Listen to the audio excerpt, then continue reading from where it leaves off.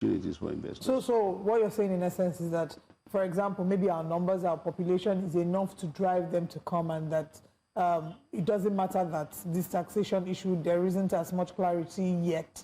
And, the fact that it's new would not affect investor confidence in that way. There could be one or two, a few investors that but not on the large scale. Yes, but at the same time, you can. So when you talk about this population, you have a population of 200 million, and if 100 and something million are poor, they cannot buy the product. What else can you offer? So you have the population. You have to get the population. You have to get the money into their pockets, and it's only that is viable, and that the market is viable, or the market is interesting for any investor to look into. Okay, let's look at some of the loopholes that were flagged. Taxing capital gains without adjusting for inflation. Can you shed more light on that? Yeah, because you see, inflation itself is all these projections. When you project that, okay, it's going to be like this. The inflation is rising. It will come down. It will rise.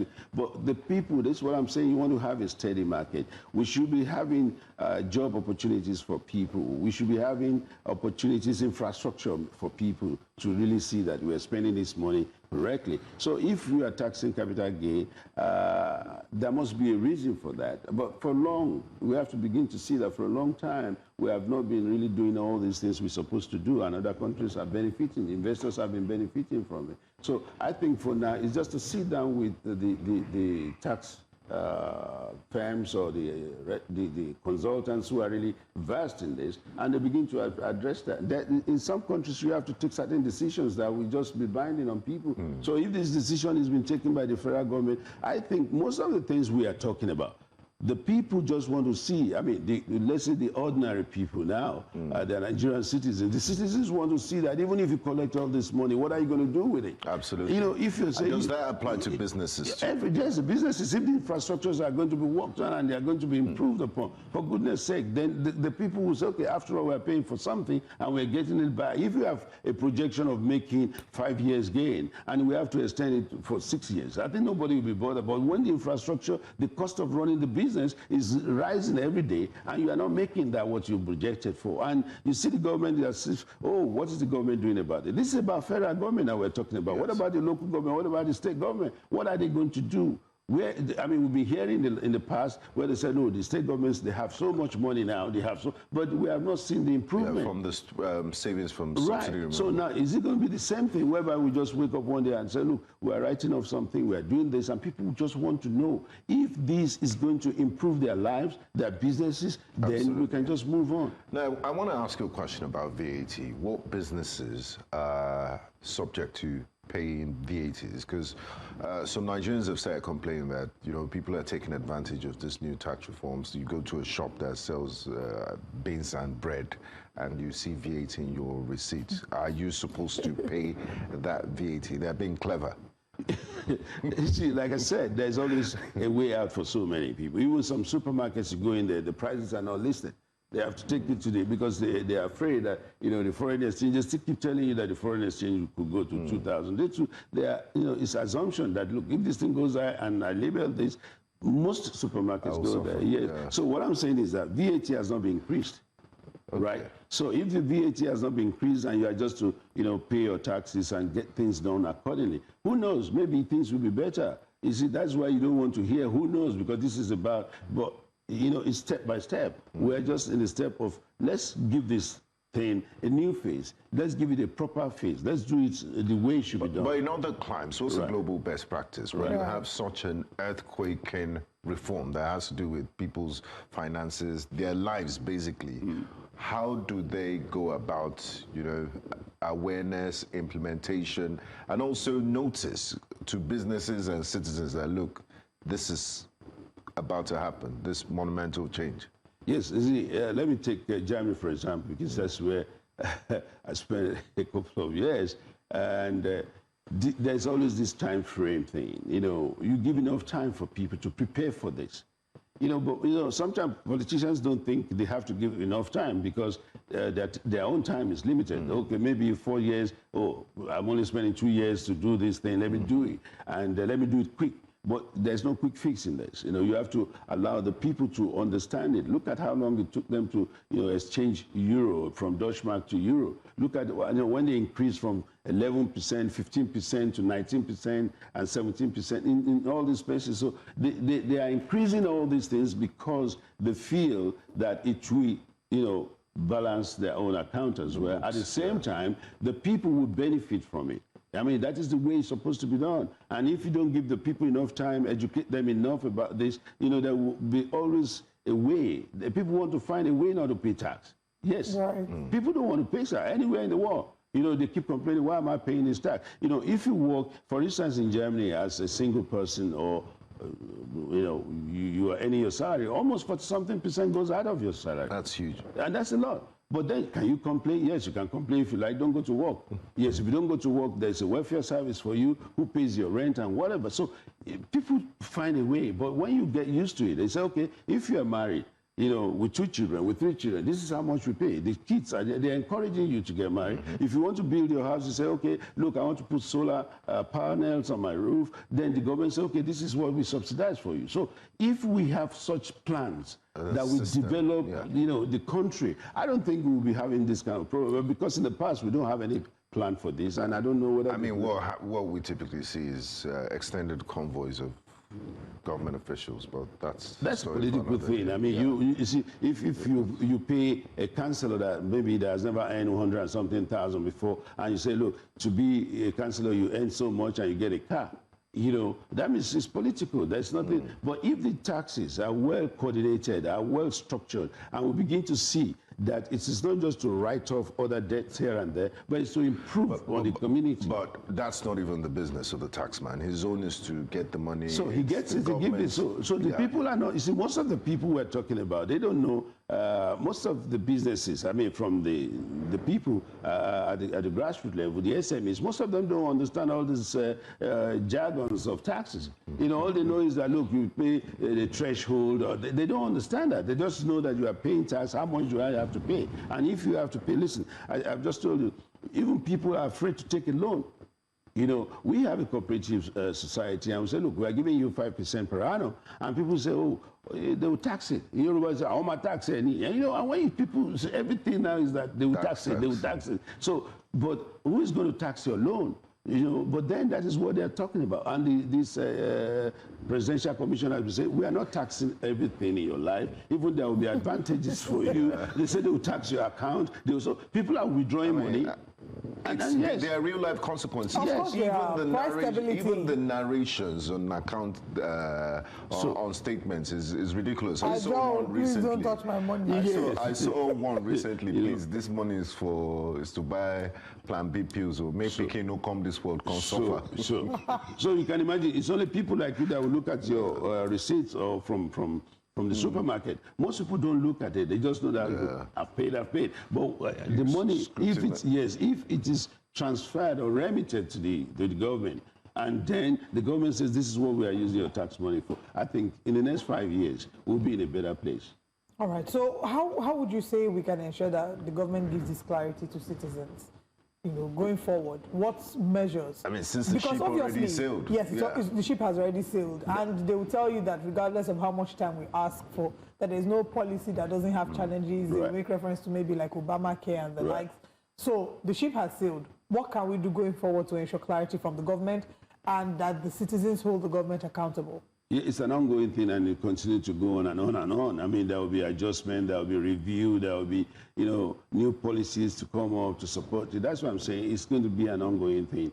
We cannot just sit down one day and say, listen, this is how it's going to be, and it's going to be that way. I mean, it's the reform. That's why it's called a reform. The reform will give opportunity for people to come out. The understanding is now there. People are talking about taxes. Before, nobody talks about taxes. But right now, people are talking about taxes. They want to know now. I think the awareness is gradually sinking into the minds of the people, and we have to understand that it will take some time. And like when I say some time, I don't mean it to take about 50 years, 20 years. No, it should be within a year or two that people will get clarified section. I mean, when I say clarified, I mean, it's not classified now. And it will be well understood that even the local governments, the radio stations, wherever we can get these people together, to advise and to teach and to tell them, even from the primary school, from the secondary school. I mean, people are doing commerce, people are doing economics. Let's begin to, add it into the system that, look. Expect to secure 2.5 million votes when the citizens are facing kidnappings, attacks, and a growing climate of insecurity. Very important question. Let's take a look at that video of the Ekpoma DPO when he was saying what he said that triggered the reaction, and then we'll come back to share ours here. I have told them no violence. Maybe this one. I have told them some people that will not listen to anything. No, sir, we appreciate you. For example, you are here now standing like a father. Meaning. I have told them no violence. Maybe this one. I have told them some people that will not listen to anything. No, sir, we appreciate you. And that is the clip of the DPO, basically making the statement that triggered the number of statements that were made there. And citizens have a right to demand for protection. Absolutely. Security is a right, it's a primary responsibility of the government. Any government that cannot provide security to its citizens is a government that's failing its citizens. So when the citizens go to the street to protest, which is also their right, which unfortunately many people have started to contest in Nigeria because we see the pushback against protest. But when citizens go out to exercise their right to protest and they demand security, they are well within their rights, not just to protest, but to demand security. It's really unfortunate to see that this is happening. And referring back again to what Senator Monday Okpewulu said in guaranteeing President Bola Tinubu 2.5 million votes, we hear a number of people say this thing, and the question is, how exactly do you plan to guarantee the president 2.5 million votes? Are you not just one person? And it's not even democratic to make such statements. I know that some would dismiss it as political talk, but I don't know what the Edo governor's obsession is with Asiwaju Bola Tinubu. It's either he's asking his cabinet members to wear the Asiwaju cap, or he's promising one type of vote. There was a billboard that was vandalized, by the way. It had the writing, Asiwaju 2027, Edo is with you. And the youth, I guess, was part of the protest. They tore it up. So you're wondering, there are issues in Edo State. The state of the roads are bad. People are complaining of insecurity, and your obsession is with 2027. We expect better from our leaders. Just last week, we were playing clips from one of our followers on X, or one of our viewers. He had sent us live footage of what the Auchi Road looked like, parts of Edo State, what the roads, federal roads in Edo State, how deplorable the state of the roads where it would make it feel like it's been fixed. So you have more pressing issues to deal with. Insecurity, bad roads, these are problems, because if people get attacked on the roads, how are they meant to escape? It's already death traps for them with the state of insecurity. To get to this level of protest, it's really hit home, and the people can't take it anymore. And they have a right to protest according to the Nigerian Constitution. And I hope the authorities really do something about it. Okay, that's the billboard that was vandalized.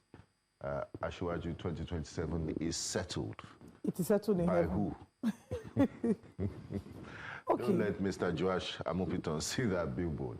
I mean, and INEC's directive against early campaigning, it's not even what the paper is written on, because politicians and individuals flout it with reckless abandon. Campaigns started in early 2025, and it's not even time, but you see billboards everywhere. Everybody's talking about 2027 elections like it's in a few months' time. It's really, really sad. But let's take a listen. Let's look at what Nigerians are saying on X. Let's get reactions from Nigerians on this issue. Melvin Empire says, what's really happening in Ekpoma? Is it that all the people there are rich? The way kidnappers are demanding 100 million, 200 million in Ekpoma Auchi these days. You think the whole town is full of billionaires. Kidnapping has become too profitable. That's why it's not stopping anytime soon. And if you recall, Olive, there's now a death sentence for kidnapping, but I don't think these kidnappers follow the news or know what's happening. So the government needs to make an example out of many of them. Let's see what the next tweet says. Big Bash says, all the governor is after all the governor is after, if you know where Tinubu cap, no near him. So make the people of Edo they wear Tinubu's cap. But let me remind him in advance that 3 million votes he promised Tinubu, I hope he has written his resignation letter in advance, because I believe the Edo people are waiting for him.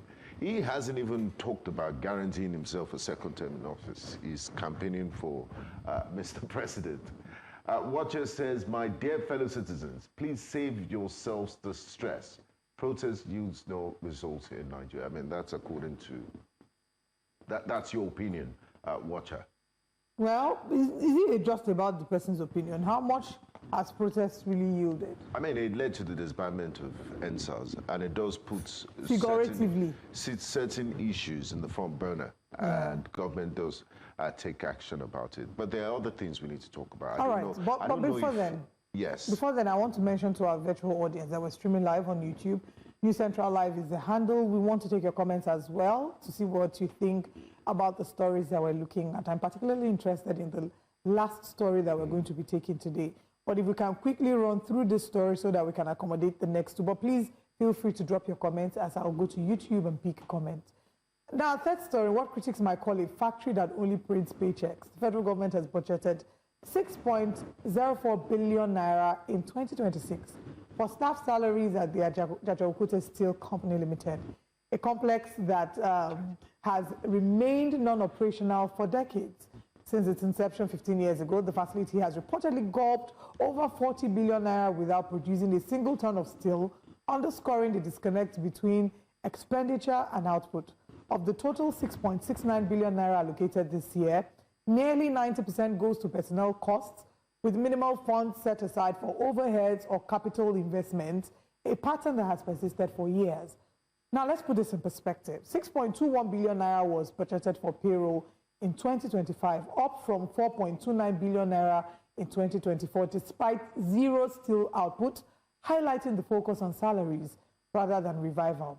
Established as a flagship industrial project intended to drive economic growth, the plant continues to absorb massive federal funds while still remains unmade, prompting analysts and citizens alike to question how long the nation can sustain salaries for an idle factory.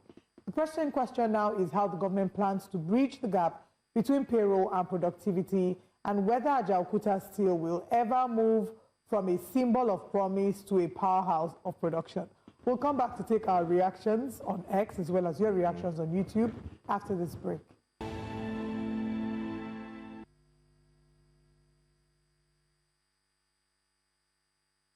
Welcome back. And now we're looking at the updates regarding Ajaokuta Steel Company and the 6.04 billion naira that has been allocated to payment of personnel. Bear in mind that Ajaokuta Steel Company was established in 1983, which is about 42 years until now. The question is, what is the productivity? When will we be able to guarantee the productivity of Ajaokuta Steel? The question is, they're meant to produce steel, but it seems someone is stealing the funds, because we're not seeing any steel. Or they have decided to now steal the funds, and then Ajaokuta Steel has stood still. It's still on standstill. Wow. It's really sad. But on a serious note, look, the idea behind Ajaokuta Steel is to be the backbone for Nigeria's industrialization. You know, metal work, car fabrications, you use metal in construction and everything, and that's supposed to be the source. I think the Buhari administration at some point did inject $400 million, if I'm not mistaken, to try to revive it, but I mean, we all know how that went. So what's the logic behind paying huge personnel costs year on year if there are no plans to revitalize or privatize it?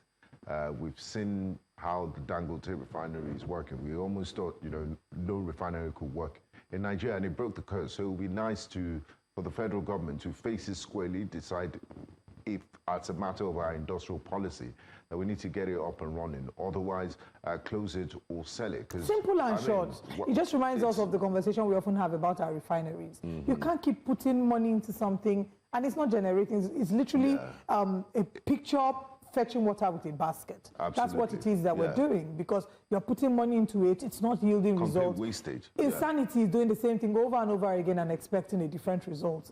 And that's taking Nigerians for a fool, because the monies that are being paid to these people who are there could be used for something else. We're here crying about not having enough funds, Every time we're hearing there's not enough funds, but yet money is being put in the wrong place. So again, it's the misplacement of priorities. Maybe the argument would be that there are people whose daily means of survival is from the Ajaokuta Steel. They would redirect them to other government agencies and pay them there or whatever. But let's see what Nigerians are saying about this on X, and then we'll move to our final story for this morning. This announcement raises a painful but unavoidable question. What exactly happened to all the money already spent? Exactly. Yes. Between 2016 and 2022, the administration of Muhammadu Buhari allocated about 28.4 billion naira to the Ajaokuta Steel Company Limited, mostly for salaries and overheads, without production. In 2022, Buhari also publicly announced $400 million spent on Ajaokuta's revival. Yet, here we are in 2026, budgeting another 6.04 billion just to pay staff with zero output.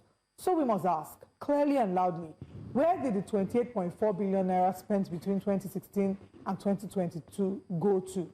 What exactly was the 400 million naira spent on? Who signed off on these expenditures? Who is in charge? And who will be held responsible? How long will Nigerians continue to pour scarce resources into a moribund infrastructure that delivers nothing? This is not just incompetence, it is institutionalized waste. While hospitals lack equipment, schools are collapsing, roads are death traps, Ajaokuta has become a bottomless pit for public funds, an avenue for looting dressed up as revival.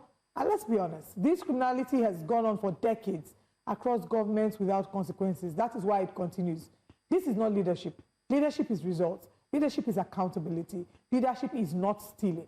Until Nigerians demand independent forensic audits, named officials held accountable and clear timelines, or outright closure and concession of failed projects, Ajaokuta will remain exactly what it has been for decades, a monument to elite failure and public betrayal. Enough is enough. I need to see the name of the person, please. If you can scroll to the top of this tweet. Thank you very much for Obiora Otu for this very well detailed, thought out tweet that really encapsulates what we think about it.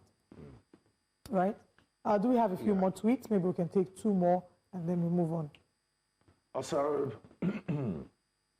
Osaru says, while hospitals have no medicine, schools have no roads, the people are hungry, our government is still spending 6 billion naira in 2026 just to pay salaries for workers in a steel company that makes zero steel in 47 years.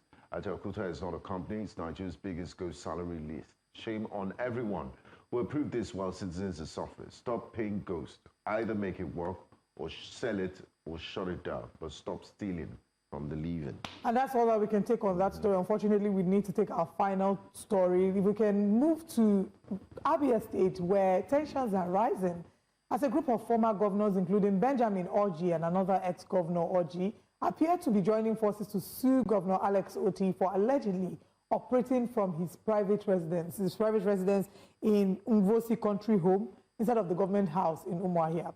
The announcement comes just days after the former leaders met last week, a meeting that has fueled speculation that they are coordinating their legal action. The lawsuit follows Governor Otti's controversial bill banning pensions for ex-governors and their deputies, a move that has drawn sharp criticism from past office holders. The former governors insist that their action aims to protect the integrity of public office and ensure state governance follows proper protocols. Now, this is very interesting. I think the first question we should ask is, one, is there any law that outrightly says that it is illegal for Governor Otti to work from his home? That's one. Two, can these governors all together clearly say that Governor Alex Otti is not doing a great job as the governor of Abia State? Three, for a number of them who are pushing back, last year in March 2024, Governor Otti signed into law the bill that stopped the payment of lifetime salary for former governors, and especially those who have dual emoluments. For example, the Senator Ojuzokalu. Yes, and even the Speaker of the House, Godswill Akpabio, people who have served as governors, getting lifetime salary of governors, and still receiving money again in their other capacity. Imagine how much we're losing on such a state. Yes. Imagine how much we're losing to it. That's the real issue. It's not about exactly. They should just from government come out with their full chest and say you took food from our mouth. Immunity, according to the Nigerian Constitution. So it's a serving governor. I wonder how that legal challenge is going to pass. How do you sue someone that has the immunity clause covering him? And it will be sad. I mean, the leaders of that state in the past, I'm sorry to say, Governor Orji hasn't even spent a full term, but what he has done so far seems to have surpassed the problem is all the things they done say in the that past, no governor can come and independently claim the glory of what is being done in the state, that it's a marathon. One person hands over the torch to another, so it's a continuous effort, and they are all collectively responsible for the development of the state. Was it not the same state that a governor boasted that we give newly pregnant women that just delivered babies 500 naira. Is it 500 naira? Yes, is that ridiculous? The same governor said Mr. Tantalizer's dividend of democracy and ShopRite. Sarap had taken the Attorney General to court, and Justice Oguntoyinbo was the one who gave the judgment to stop this. Do you know that at the time that she gave the judgment, even when she was retiring about a year later, because she gave the judgment in 2020, I'm not sure now. Yeah, Justice Remi Oguntoyinbo. Yes, and when she was retiring, it was still not yet implemented. So kudos to Governor Alex Oti, who stopped that, because what he did also doesn't benefit him. It means that when he leaves government, he's not going to be getting salaries. Yes. How many countries do we look back at and see their governors getting salaries for life? Some of this pension packages. They have 100% the same salary and emoluments that a sitting governor or a sitting president. Why else would people do the unthinkable? Is the salary of a permanent secretary. Yes, which is kind of what obtains in America. Yes. Right.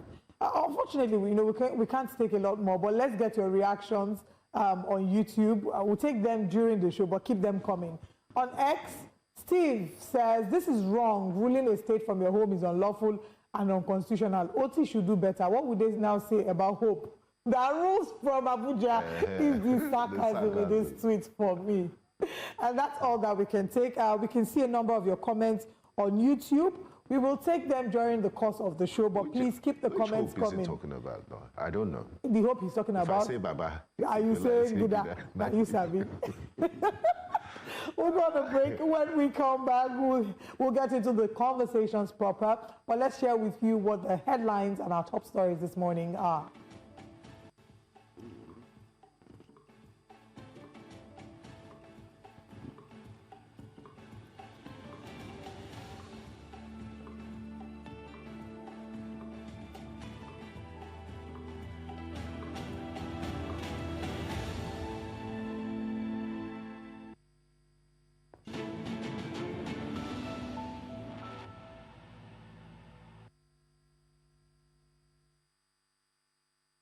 Welcome back to Breakfast Central.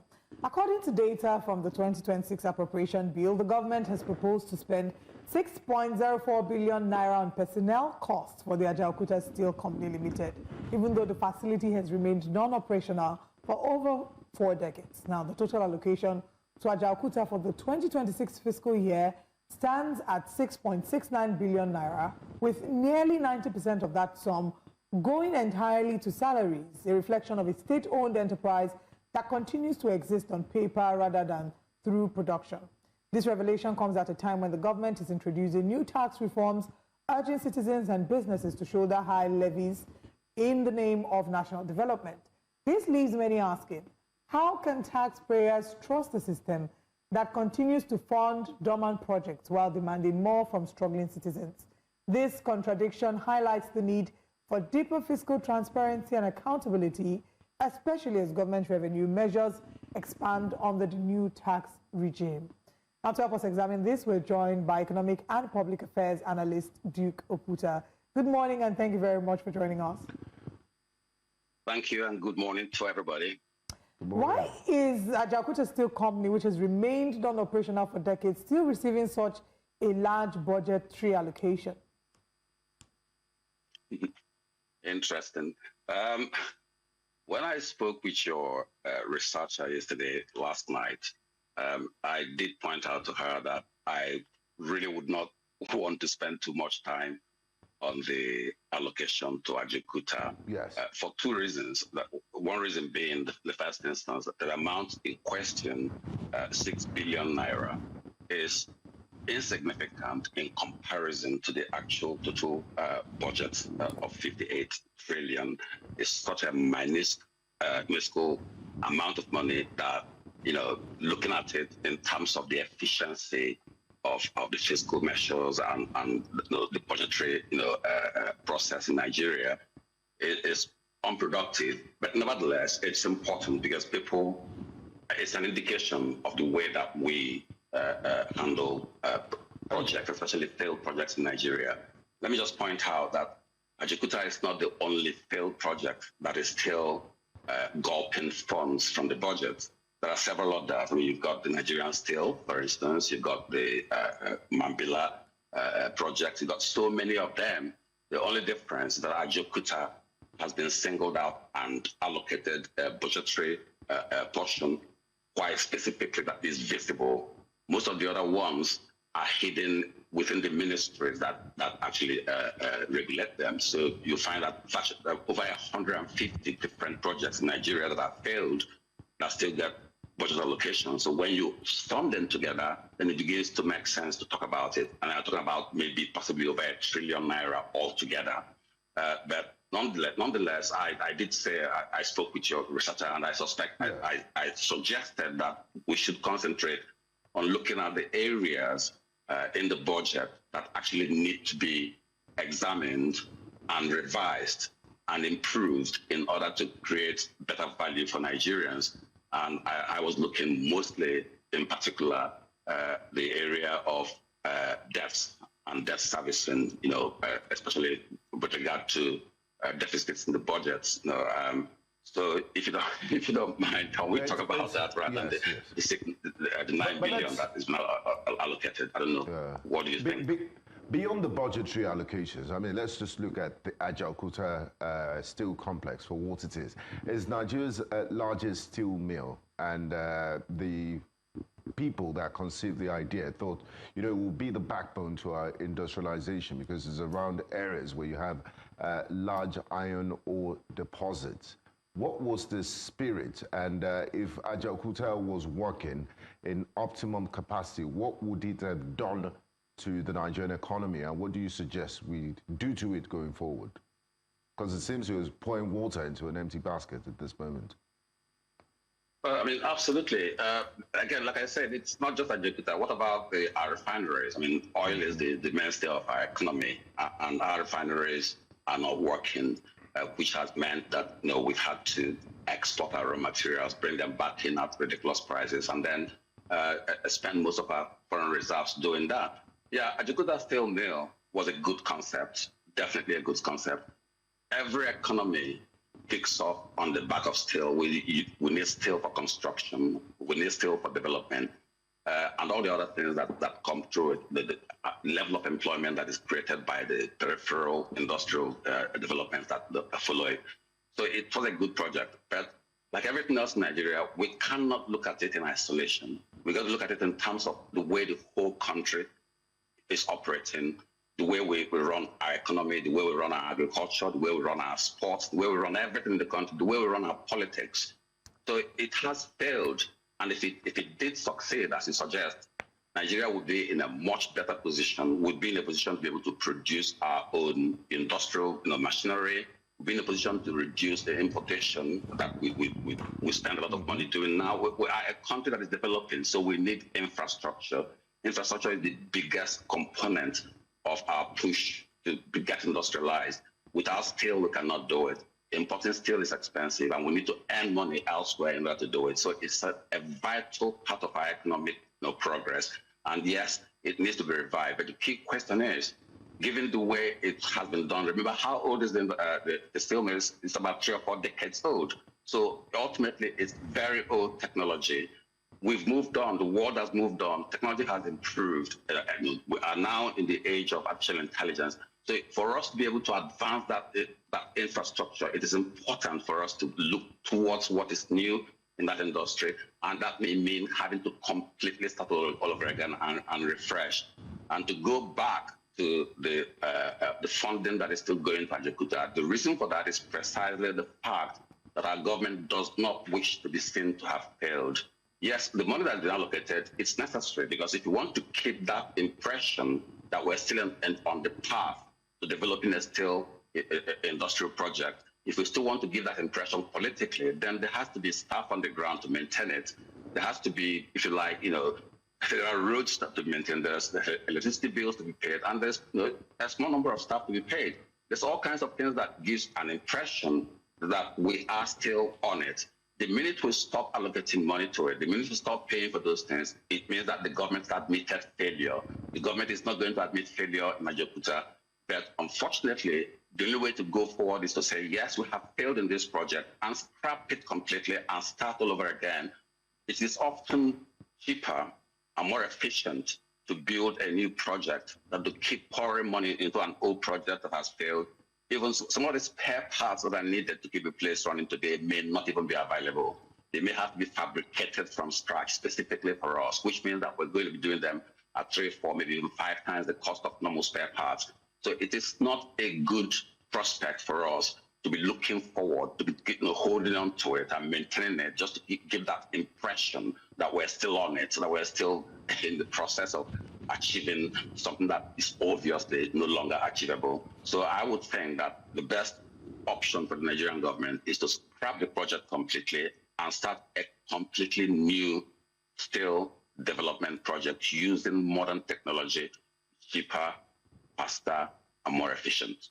Well, we hope that the government is paying attention to that and we'll take the feedback. Now, speaking about, let's move the conversation to another angle, because while many criticize what's been allocated to Ajaokuta Steel, and like you've mentioned, it's not just Ajaokuta Steel, several other projects that haven't yielded results. On the contrary, we're a country that has now implemented new tax reforms.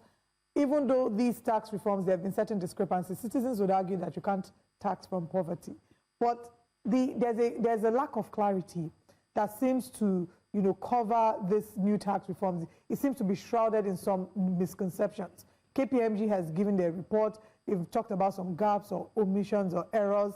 The Taiwo Oyedele has come out to say that the bulk of their report it makes sense, but that there were many issues that were misconstrued. So let's get your thoughts on the tax reforms, KPMG's report regarding the tax reforms as well.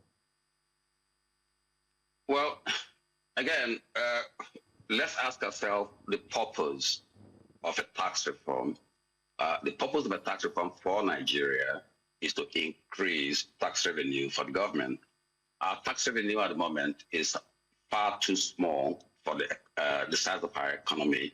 Let me just give you a snippet. I was comparing 2026 budget with the 2025 budget. And if you remember, the 2025 budget had a bigger revenue expectation than our current budget. So in 2025, we expected a lot more. I think it was about 40 trillion that was expected, projected as revenue expectation. And this year it's come down to 30 something. I'm not sure exactly how much it is, 36 or so. But the key thing is that then looking at what was actually achieved in 2025, what did the government actually receive in 2025 in revenue? You'd be amazed. Nobody talks about it. It's 10 trillion naira. So the government projected a revenue of 40 trillion and only achieved 10 trillion, a quarter of the projected revenue. There lies the main problem, because the bottom line then is that there's a 30 trillion shortfall in government expectation, and that has to be taken, that has to be accounted for in one way or the other, either by reduced expenditure, mostly in capital projects, or indeed shifting those capital projects to the following fiscal year, 2026, which I think has happened in this particular case. And the inability to pay, to meet up with recurrent expenditure, salaries and so on, which is why sometimes you find failures in state governments to pay salaries because their allocations are not there to give to them. So the key thing really is, what has the government done between 2025 and 2026 in order to reverse this kind of experience? Are they going to be able to achieve even 50% of the revenue expectations for 2026? They haven't answered that. In fact, they haven't even addressed the issue, let alone answer it. And I would then ask you, if you are creating some changes in your tax regime, would it not be sensible to target ensuring that at least you are able to collect the revenue that is visible to you beyond just trying to change the whole system? Because it's not the system that is the issue, it's the implementation.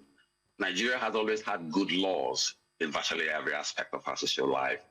The problem with us is our inability to affect these laws, to implement them, to make them work for us.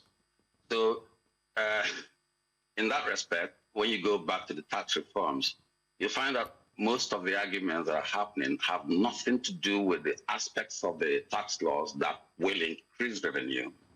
They have to do with formalities and processes, which in most cases are really not relevant to most people. The issues that are being argued about, like, tax administration, oversight, all those things that, the federal legislature have approved, and now the executive are revising or omitting or inserting. All those things don't affect the ordinary taxpayer. The ordinary taxpayer in Nigeria, meaning the 85, 90 million Nigerian workers who pay their routine basic taxes, not the corporation taxes, not the VATs, but the personal income taxes. It doesn't affect them in any way at all. But this is where the government needs to be concentrating, because this is where the shortfall is. A PIT, which is the personal income tax, in most economies makes up the largest proportion of tax revenue for a government. In OECD countries, you are looking at between 25 to 30% of total tax revenue collected being personal income tax, whereas in Nigeria, that accounts for no more than 1 or 2%. So it's such a small amount, and as a result, the tax burden is borne by corporate tax, about 30%, VAT, and then all the other sales taxes that operate around the states. So the government needs to be looking backwards to collection of existing taxes based on existing laws, rather than revamping and bringing new laws and hoping that new laws will increase the revenue level, because it's not going to do that if the implementation level is the same as it has always been. We have a problem there. Let me give you some more snippets on that. Our tax to GDP ratio, our government says, is currently 13%. They're hoping to raise it to 18%. That is projection that they've made. And if you recognize that even in Africa, the average is around 17, 18% anyway, and that's among our peers. But if you look across the rest of the world, it ranges from 35% to, in some cases, even 50%. But what is curious is, again, the fact that our fiscal management is so poor that even information coming out of our government is sometimes totally and completely unreliable. If government is saying that we are pushing to 13% of GDP, the budget deficit is only 4%, only 4% of GDP. So if we're able to raise taxes by 4% of GDP, we can cover the budget deficit straight away. We don't need to borrow a single penny to run the government. If you can increase tax revenue by 4%, that will still bring us below Africa. But hear this, our GDP is currently, and that's our government telling us that, we're not even sure it is accurate, it's currently around 500 trillion naira at the moment. If the government is accurate, they're correct, and the tax revenue that they have collected in the last year is 13% of GDP, that means we're talking about, what, 13% of 500 trillion is close to 70 trillion. So if they are correct in saying that our GDP, tax to GDP is 13% currently, then that means that we don't have a budget deficit. We can pick up 70 trillion naira from taxes from the 500 trillion naira economy. So that is obviously not true. So there's no way our tax to GDP ratio is 13% according to the government. Also, looking back in 2024, I'd like to... looking back in 2024, the tax revenue, the actual revenue that the government picked up was 10 trillion. So if they picked up only 10 trillion in 2024, with a GDP that is, again, slightly less than 500 trillion then, they were looking at tax to GDP ratio of 2 or 3%. which will be a quarter of the lowest rates in any non-failed country in the world. So we have a fundamental problem, which is a fundamental problem of structure. And that structure has to come from the top. The biggest shortfall is the non-taxation of the rich. It's not the taxation of the poor. 100 million Nigerians don't need to pay much tax, if any at all. But that small percentage, the 1 percentile top of the Nigerian economy that earn almost 80% of our revenue, they're the ones that run the oil companies, the ones that have the inspection companies, the ones that run the port authorities, the ones that build all the roads, the ones that mine everything. They pay no tax at all. And they're owing the country trillions of naira in tax every year with nobody bothering to actually attack them. I put forward this. I said to the president, there's a challenge to the president himself.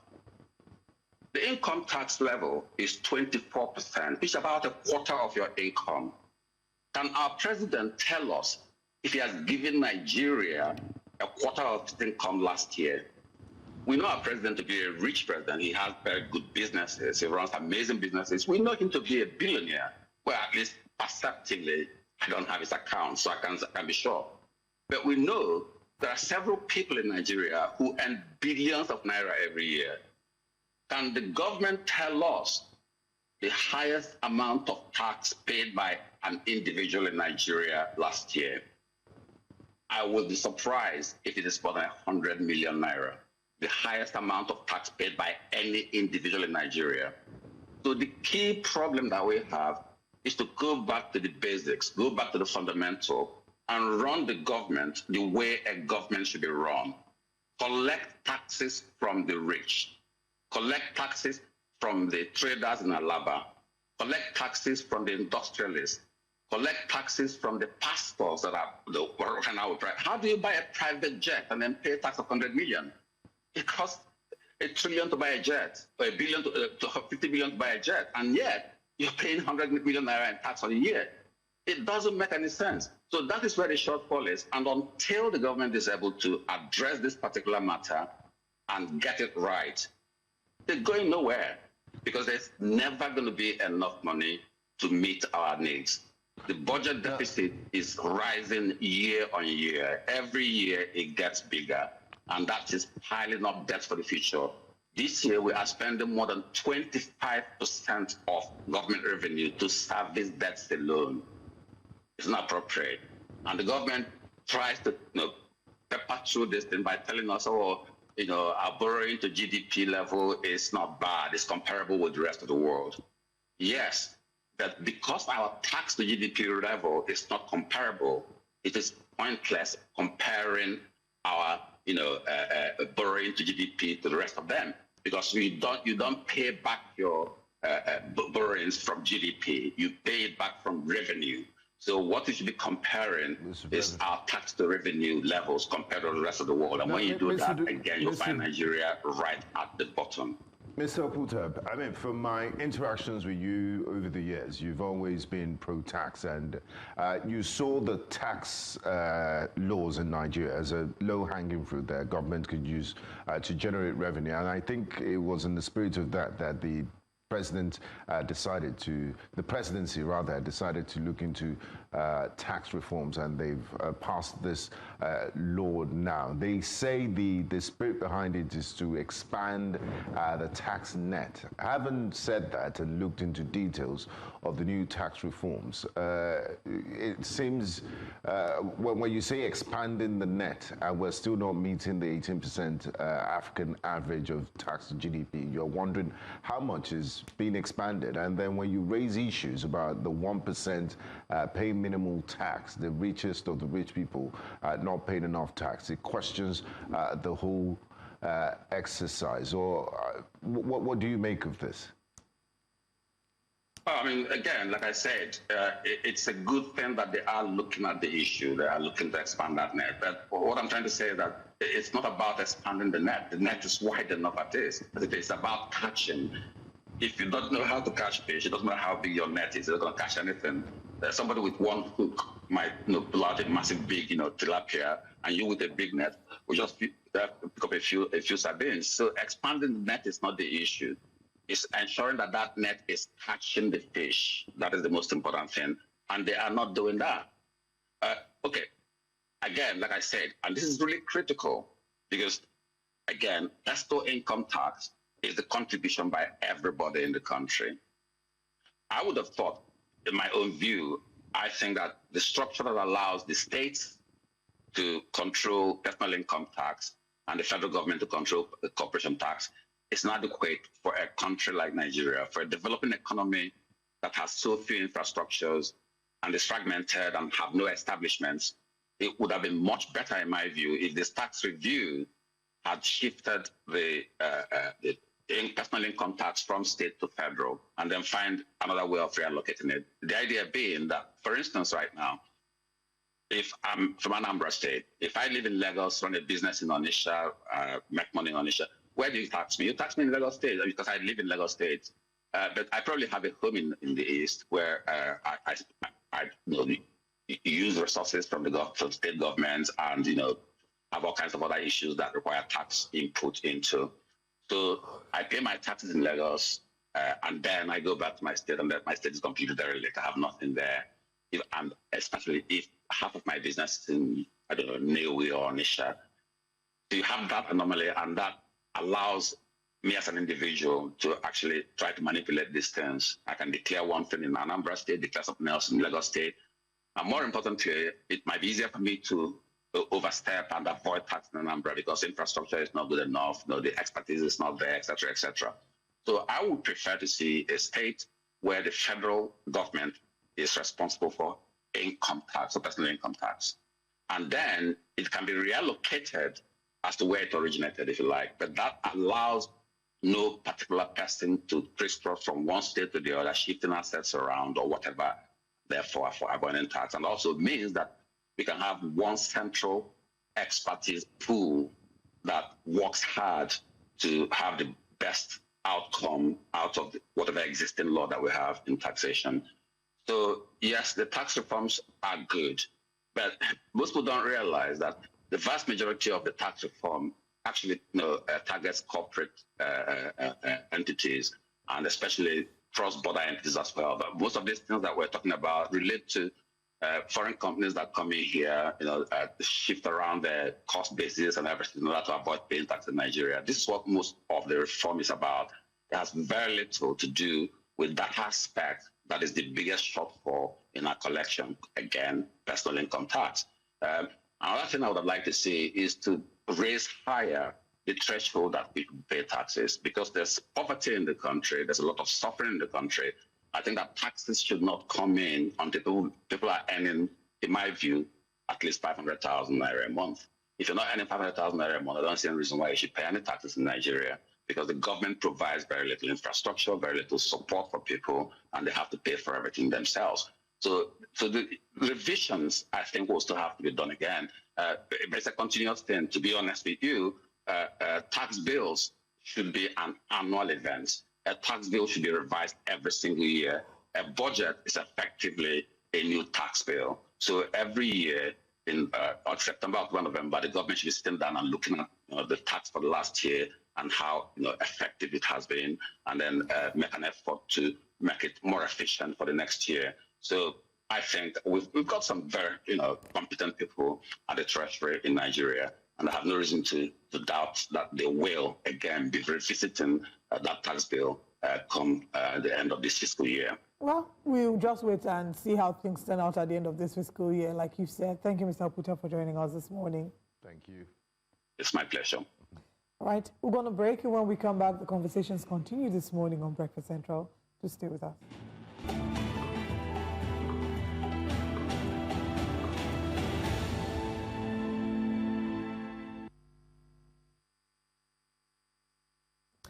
The chairman of the Presidential Fiscal Policy and Tax Reforms Committee, Taiwo Oyedele, has dismissed most of KPMG's criticisms of Nigeria's new tax laws.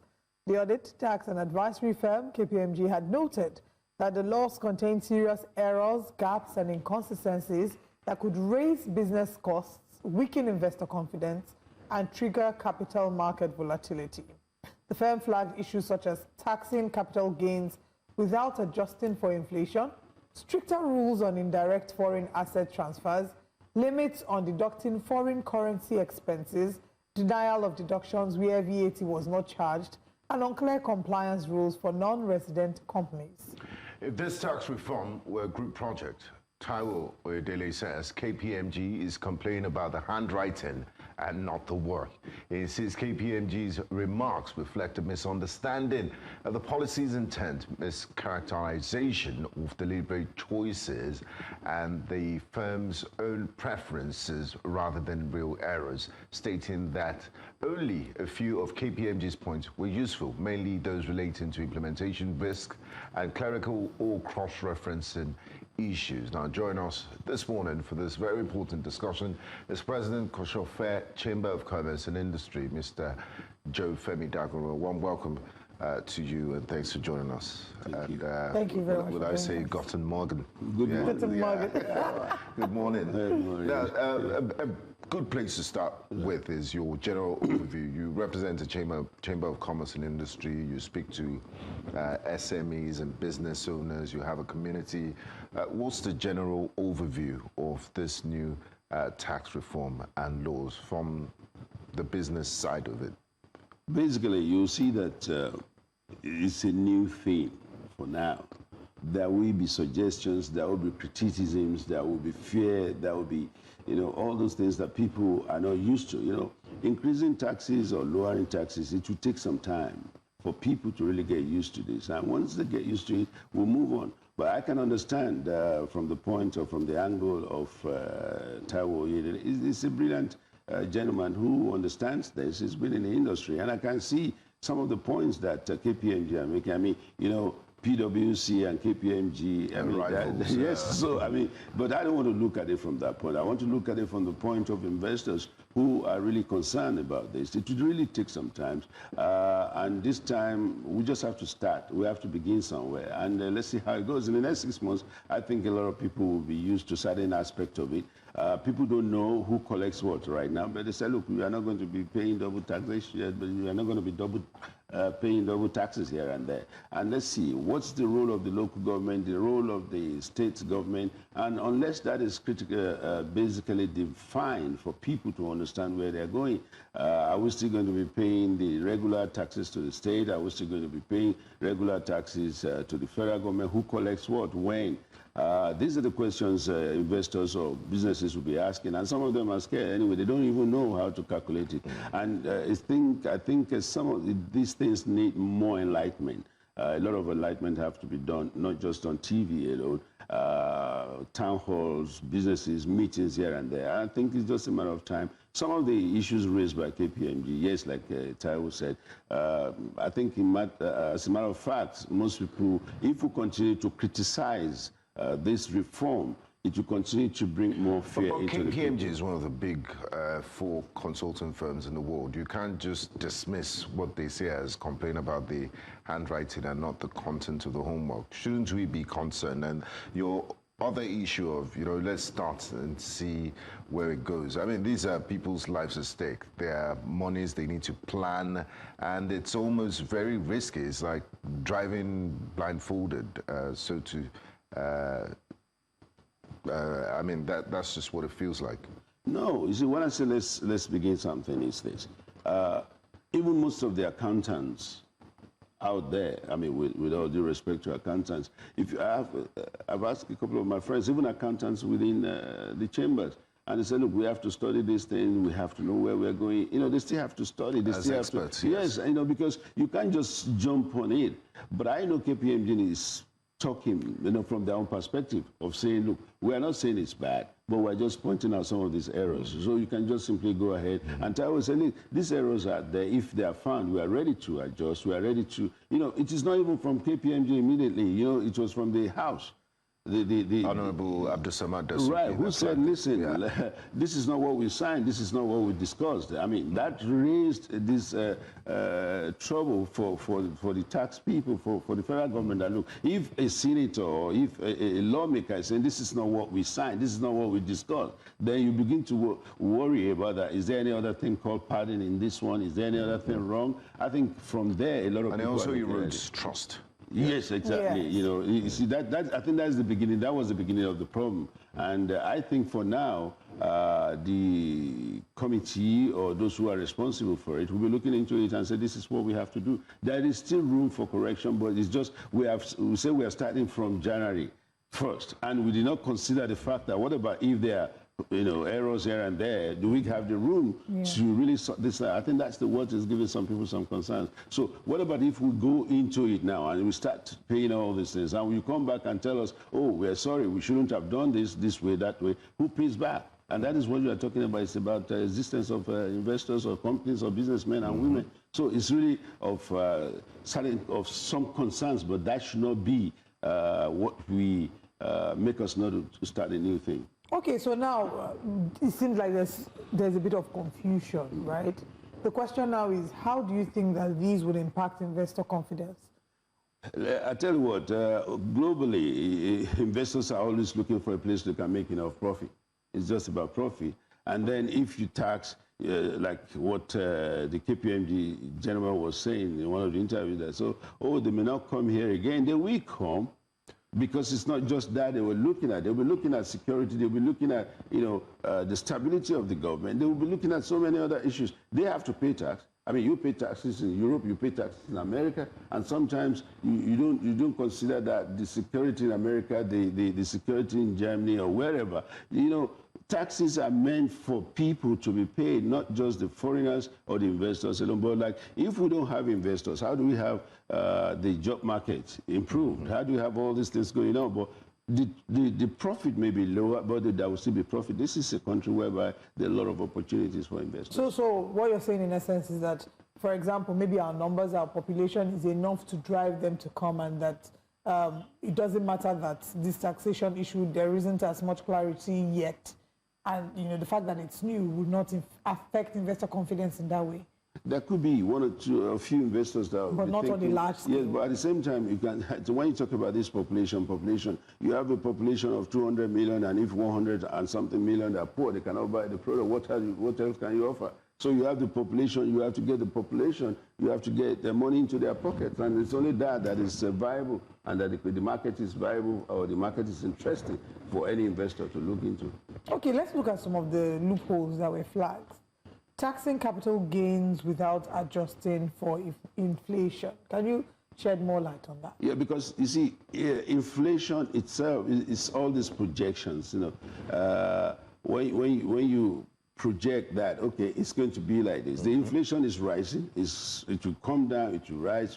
But the people, that's what I'm saying, you want to have a steady market. We should be having job opportunities for people. We should be having opportunities, infrastructure for people to really see that we are spending this money correctly. So if we are taxing capital gain, there must be a reason for that. But for long, we have to begin to see that for a long time, we have not been really doing all these things we're supposed to do, and other countries are benefiting. Investors have been benefiting from it. So I think for now, it's just to sit down with the tax firms or the consultants who are really versed in this, and they begin to address that. In some countries, you have to take certain decisions that will just be binding on people. So if this decision has been taken by the federal government, I think most of the things we are talking about, the people just want to see, I mean, let's say the ordinary people now, the Nigerian citizens, the citizens want to see that even if you collect all this money, what are you going to do with it? Absolutely. You know, if you say... Does that apply to businesses too? Yes, the businesses, if the infrastructures are going to be worked on and they are going to be improved upon, for goodness sake, then the people will say, okay, after all, we're paying for something and we're getting it back. If you have a projection of making 5 years gain and we have to extend it for 6 years, I think nobody will be bothered. But when the infrastructure,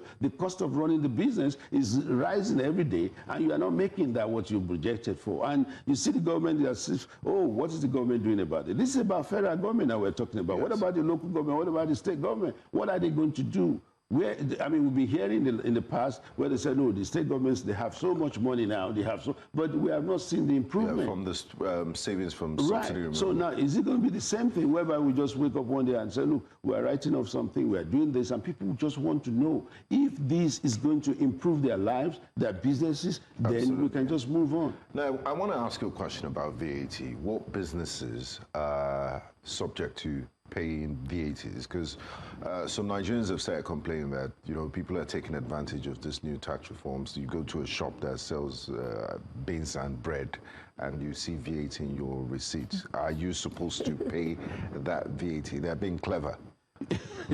See, like I said, there's always a way out for so many people. Even some supermarkets, you go in there, the prices are not listed.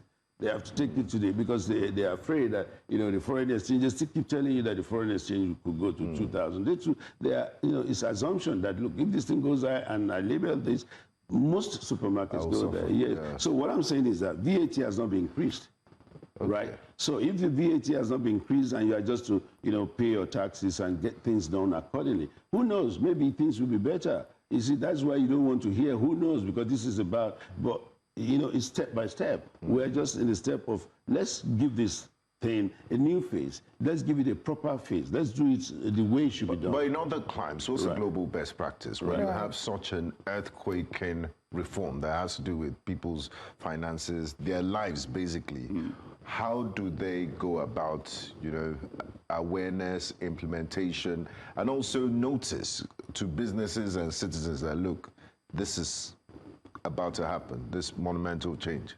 Yes, see, let me take Germany, for example, because that's where I spent a couple of years, and there's always this time frame thing. You know, you give enough time for people to prepare for this.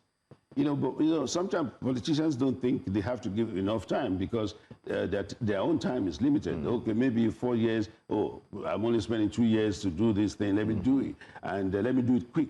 But there's no quick fix in this. You know, you have to allow the people to understand it. Look at how long it took them to, you know, exchange euro from Deutschmark to euro. Look at, you know, when they increased from 11%, 15% to 19% and 17% in all these places. So they are increasing all these things because they feel that it will, you know, balance their own account as well. At the same time, the people will benefit from it.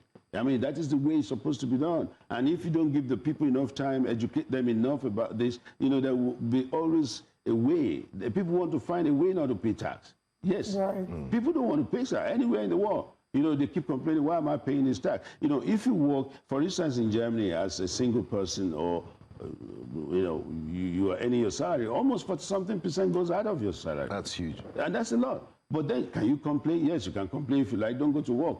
Yes, if you don't go to work, there's a welfare service for you who pays your rent and whatever. So people find a way. But when you get used to it, they say, okay, if you are married, you know, with 2 children, with 3 children, this is how much we pay. The kids, they're encouraging you to get married. If you want to build your house, you say, okay, look, I want to put solar panels on my roof. Then the government says, okay, this is what we subsidize for you. So if we have such plans that we develop, you know, the country, I don't think we'll be having this kind of problem because in the past we don't have any plan for this, and I don't know whether... I mean, what we typically see is extended convoys of government officials, but that's a political thing. I mean, you see, if you pay a councillor that maybe that has never earned 100 and something thousand before, and you say, look, to be a councillor you earn so much and you get a car, you know, that means it's political. There's nothing. But if the taxes are well coordinated, are well structured, and we begin to see that it is not just to write off other debts here and there, but it's to improve on the community. But that's not even the business of the taxman. His own is to get the money. So he gets it to give it. So the people are not, you see, most of the people we're talking about, they don't know,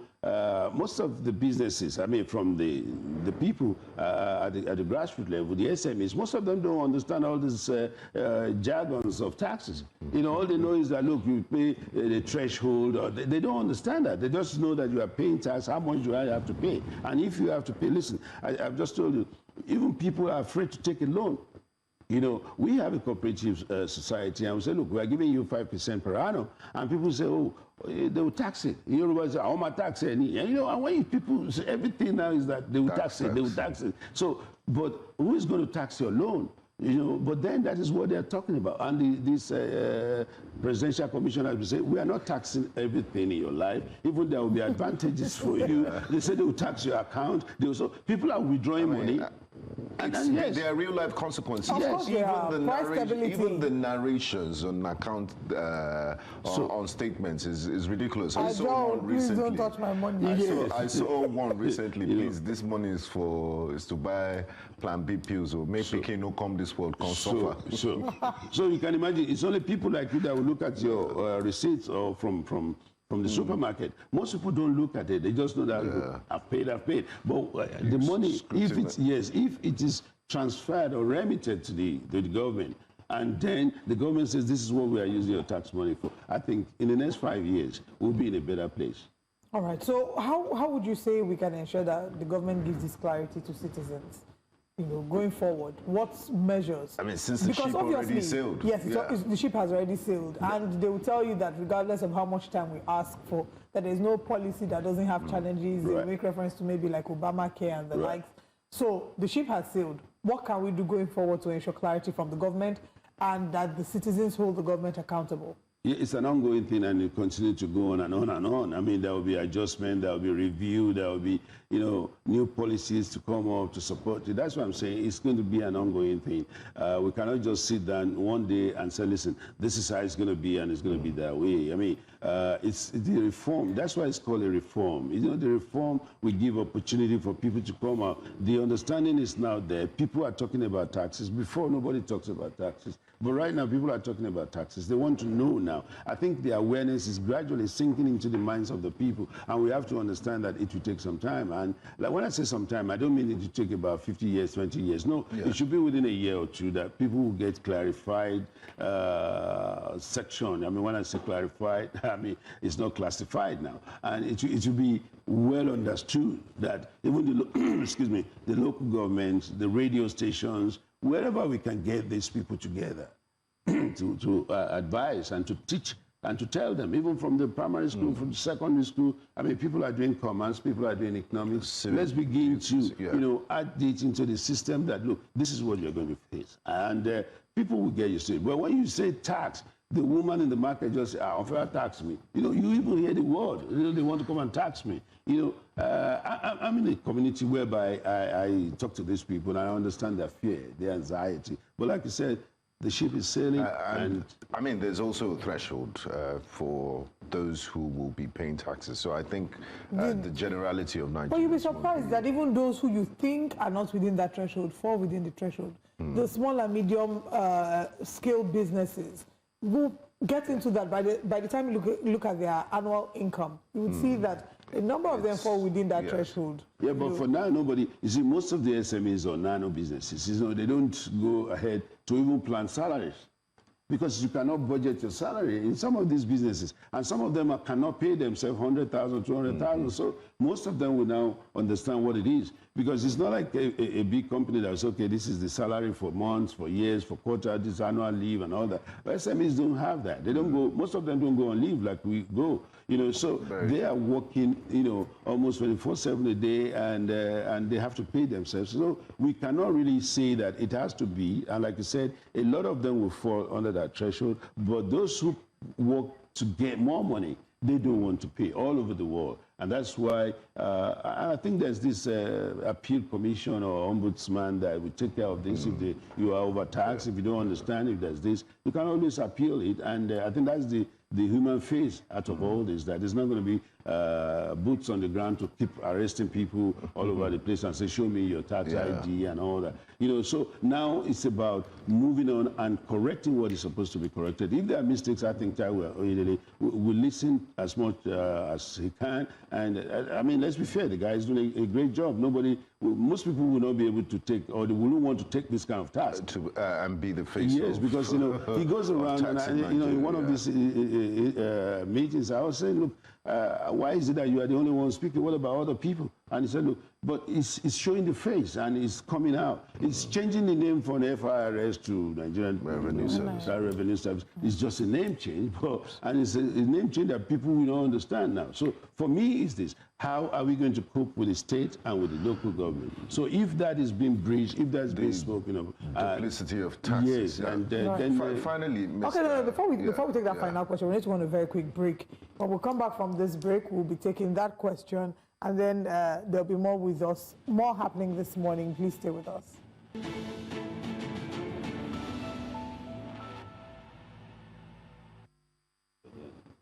You're welcome back to Breakfast Central this morning, and we're discussing the controversial tax reforms as Presidency pushes back on KPMG claims and defends the law. Join us this morning for this very important discussion is the founder and president of Koshofe Chamber of Commerce and Industry, Mr. Joe Femi Dagunro.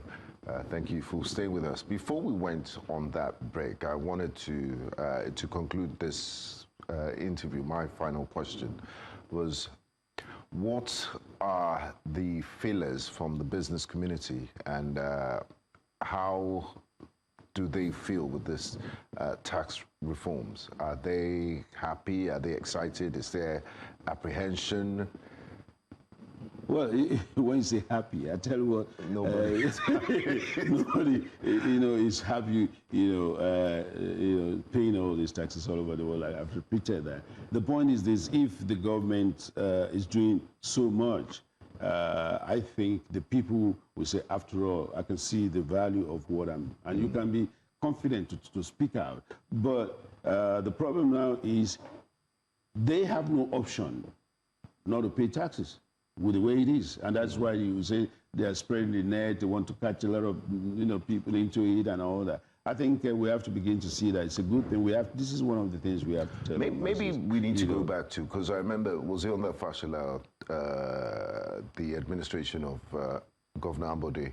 So they will do a road, and then there will be a billboard, taxpayers' money. Yes, this is your taxpayers' money. Yeah. But we have to look at it that even when Buhari was there, a threshold of 25 million for SMEs and all that, and they say it's 50 million. So if you are not even making up to that 50 million, you have a kind of space for yourself. And they say you can tax, you are not going to tax all this. You can deduct your cost of your building, the cost of this. Some people don't even know that before now. And now it is now for us to do business and see that we are really making gain in our businesses. Most of the SMEs don't even do all those things. They don't have a plan to say, this is what I'm going to pay for a year. I see an opportunity here, a space for tax consultants and tax advisors. Yes. But let's hope we don't have mushroom, because, Nigerians can be so... You can't control that. You see, that's what I'm saying. There will be job opportunities. Become an overnight tax expert. Most of them, masterclass. Yes, most of them, do they understand? Do they really know it? And that's why some of my friends say, we are studying it. So they might be studying it for the first 1 or 2 months. You see, the government has to gain the trust of the people. Once you gain the trust of the people, a lot of things will be done. It's about trust. It's about anxiety. And that leads me to my next question. Before that trust of the people, we will admit that right now there isn't trust. What actions, or what are the low-hanging fruits that the government can do to win at least some portion of the citizens' trust? I think, number one, we should, people want to see less of all these controversies. People want to see, at the same time, other people coming from another angle to say, look, it is your tax we're going to use to do this. If you say you are going to build a road or construct a 6-lane highway, and at the end of the day say you are still going to toll it, the people will say, Shaban, some tax, but we are paying tax. So now everything is that we are paying tax, and people want to see that certain things should be free. Education should be well coordinated, and you say, look, they're having loans right now. They don't need to pay immediately. It's part of all those things. The government should do more on what they are doing for the people. They should announce that more. They should do more on making this not a propaganda. And now the people even have more ammunition to hold the government responsible. It's not just we're paying tax.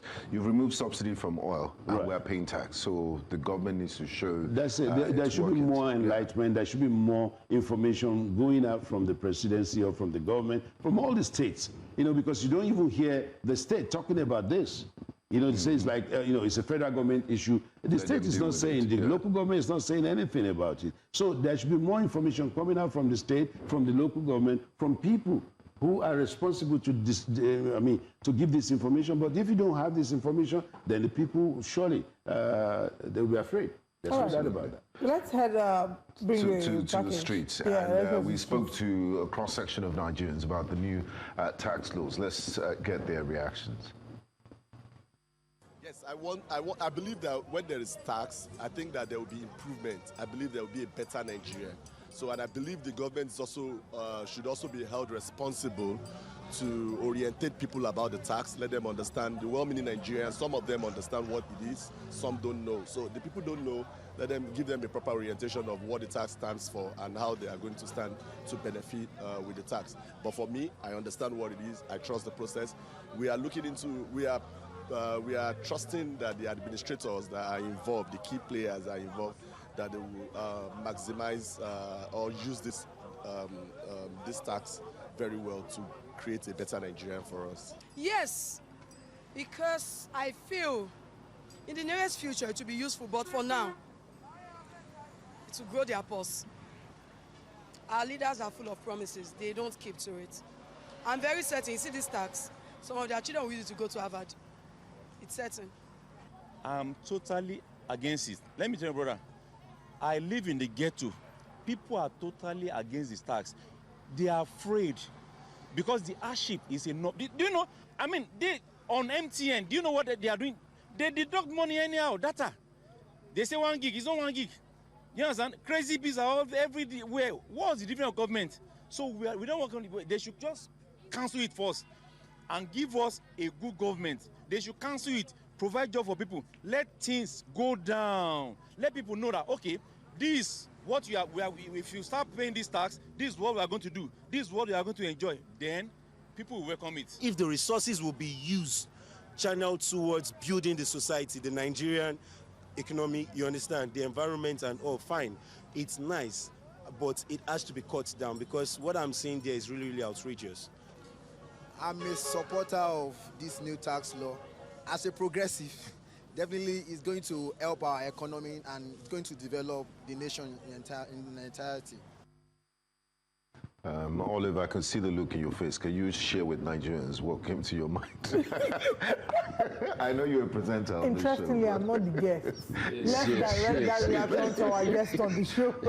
Well, your look told 1,000 stories. You see, it's one of the, some of those things are those things we've discussed earlier here. The trust is not there, and when it's there, it's it's diminished. I think you heard what the people want. Some of them, majority of them said, we want this tax, but we want it to be well utilized. We want, justification for this. And this is what people will continue to say. And I think it's the duty of the government to say, yes, these are the things we are doing with it. These are the things we are going to do with it. But you see, if there is no information, good information, good information coming out from the presidency or from the state, from the local government, that it looks as if the states are not saying anything because they don't want to be, caught unaware with all this. Because they also have their own revenue services. Exactly. Yeah. So we have to begin to say, because the day you pay this tax, and if the state comes again and says, no, you have to pay this one, or increase what they've been paying, then that's where the problem is. So I believe it's a good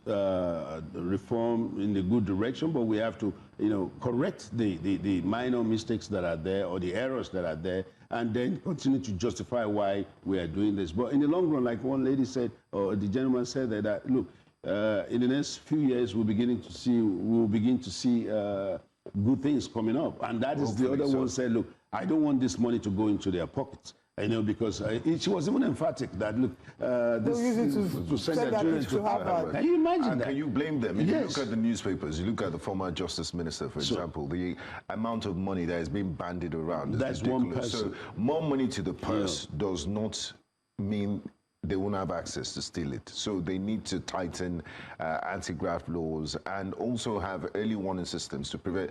Because what we do is reactive. This person has stolen all this money, and then you've tried to recover, you take them to court. They shouldn't be able to have access to all that money in the first place. Well, like I said, you see, politics is quite different from the reality on the ground. And the people are expecting, look, after 2 years, you don't have anything to do again. You see what's going on around the country.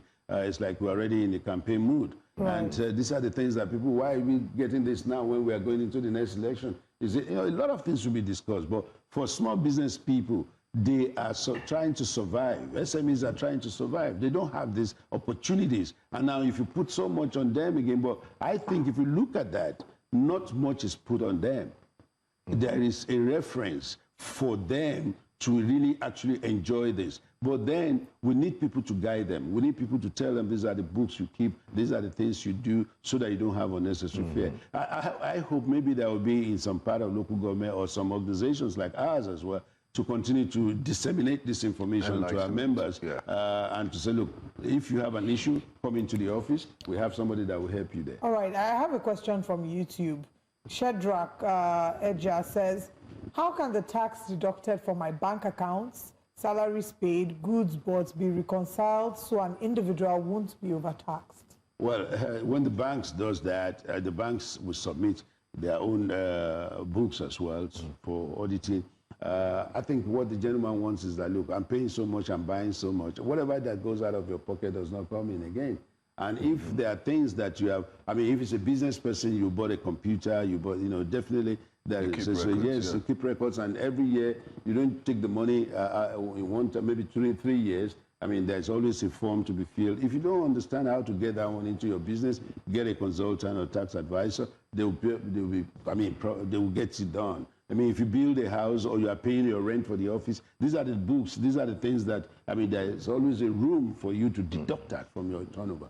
Your turnover is not what they are taxing if you deduct all these things from it. Nobody will say don't buy your PC. True. You can buy 2 or 3, but you can't say you buy 5 laptops because it's easy for you to get receipts. So if they look at your company, you have about 2 people and you are buying 5 laptops, you are even inviting them to come into that place and check. All right. Joe Femi Dagoro, the founder and president of Kosofe Chamber of Commerce and Industry, thank you for your time with us this morning. Thank you so much. Yeah, it's a pleasure. Always a pleasure. Always a pleasure indeed. We'll take the conversation away from tax and let's now move to Edo State, particularly at Ekpoma. But we're going to a very quick break, and when we come back, we'll be bringing you update. And we're still looking at the political issues happening in Rivers State. Governor Siminalayi Fubara, the minister of the FCT, and the role that President Bola Tinubu has to play in all of this. We'll be right back after this break.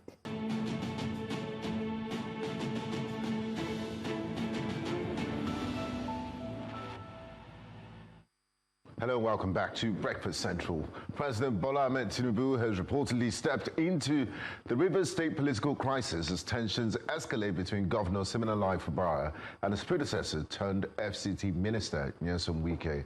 President Tinubu reportedly summoned Wike for talks abroad amid a fresh impeachment process initiated by the Rivers State House of Assembly against Fubara, a move many see as driven by lawmakers aligned with Wike's camp rather than broad public interest. Some civil society groups, including Human Rights Writers Association of Nigeria, HURIWA, have labeled the impeachment attempts unconstitutional and urged President Tinubu to halt what they call a manufactured crisis.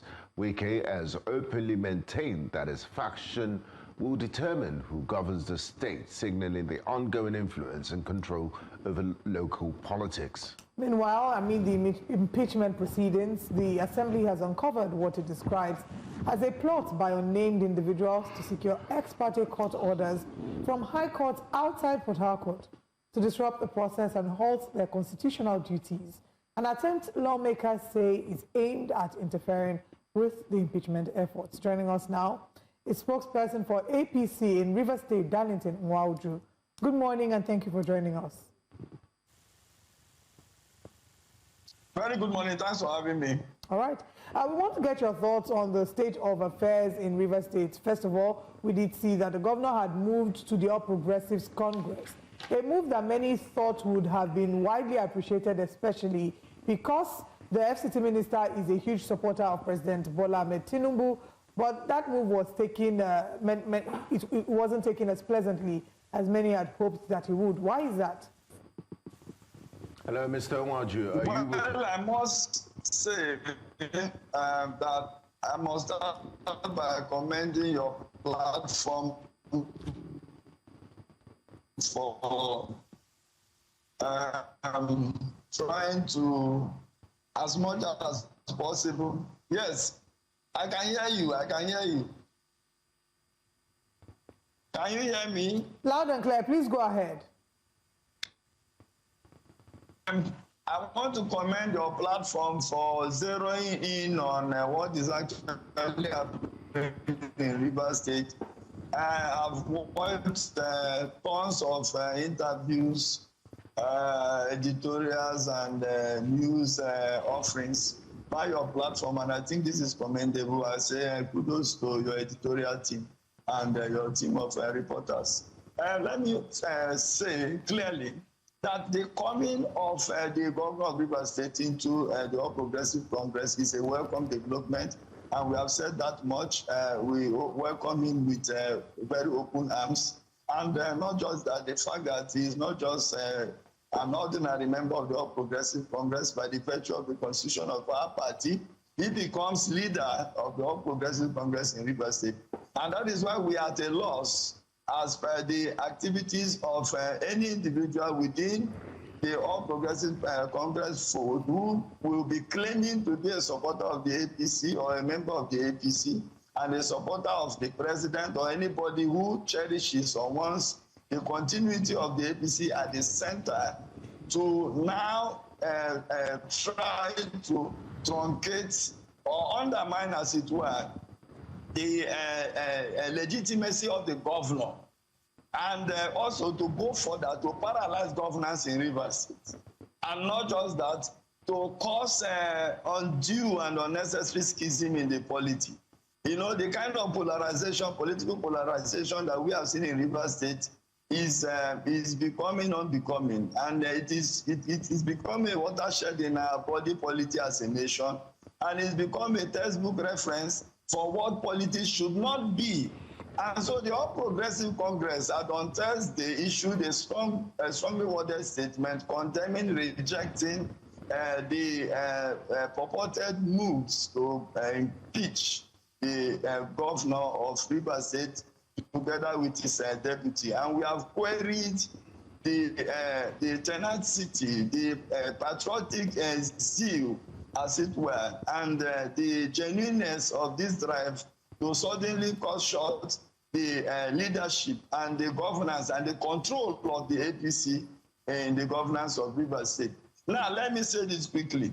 For anybody who is interested in the re-election of Mr. President in Rivers State, you must understand the fact, you must realize the fact that the face of the APC becomes the governor of Rivers State, and the governor of Rivers State becomes the face of the APC. And so if you are genuinely interested in the re-election of Mr. President, as far as the Rivers State is concerned, then you must genuinely support the leader of the party in the state and then the programs and objectives of our political party.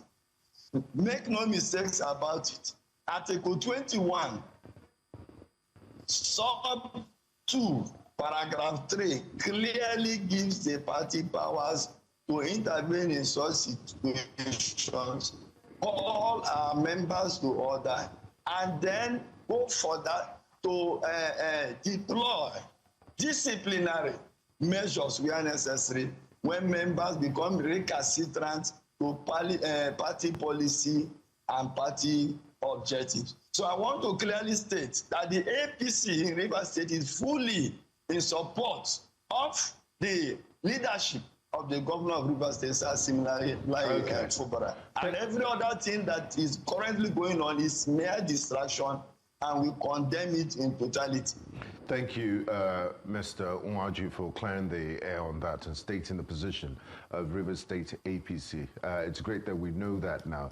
And observers wonder that during the 6-month suspension of the governor, that they thought he had mended fences with the members of the State House of Assembly.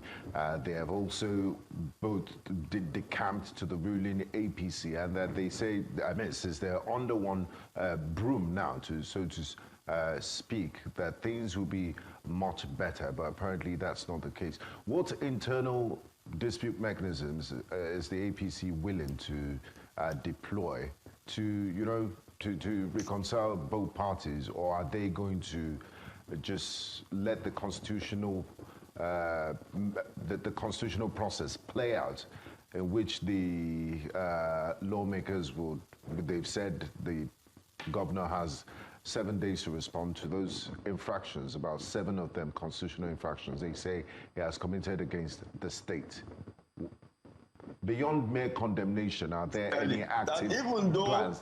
Yes. Article and section 188 sub 11 gives the House of Assembly powers to determine or decide what actually constitutes the infractions or misconduct on the part of governor or his deputy.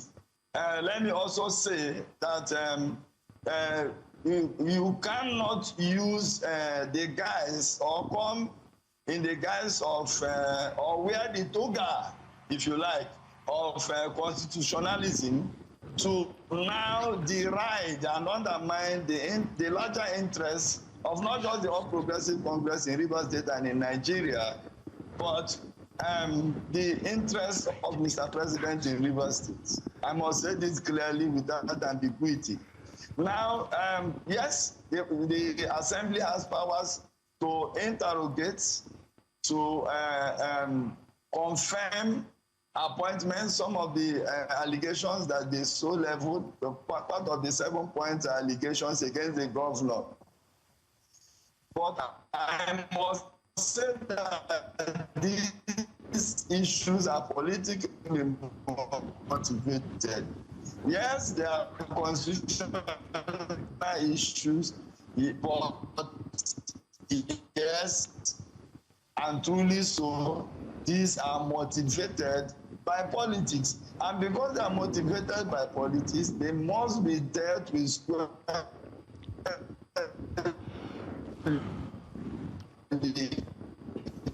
Oh, we seem to be having an issue. All right, there's an issue with the internet, Mr. Nwauju. Unfortunately, we cannot continue the conversation, but we hope that we can revisit this conversation with you as well, again, to find out what the next steps are, how the people of Rivers State are taking this. And now we hear that the Minister of the FCT has returned to the FCT after spending about 17 days in Rivers, it would seem. Thank you so much for joining us this morning. We look forward to having you again. We'll now go on a very quick break, and when we come back from the break, we'll be bringing you the breakfast headlines. Please stay with us.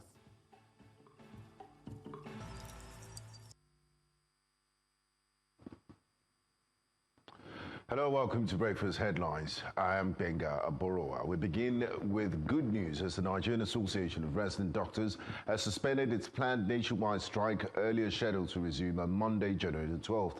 The decision followed an emergency virtual meeting of the association's National Executive Council to review progress on its demands.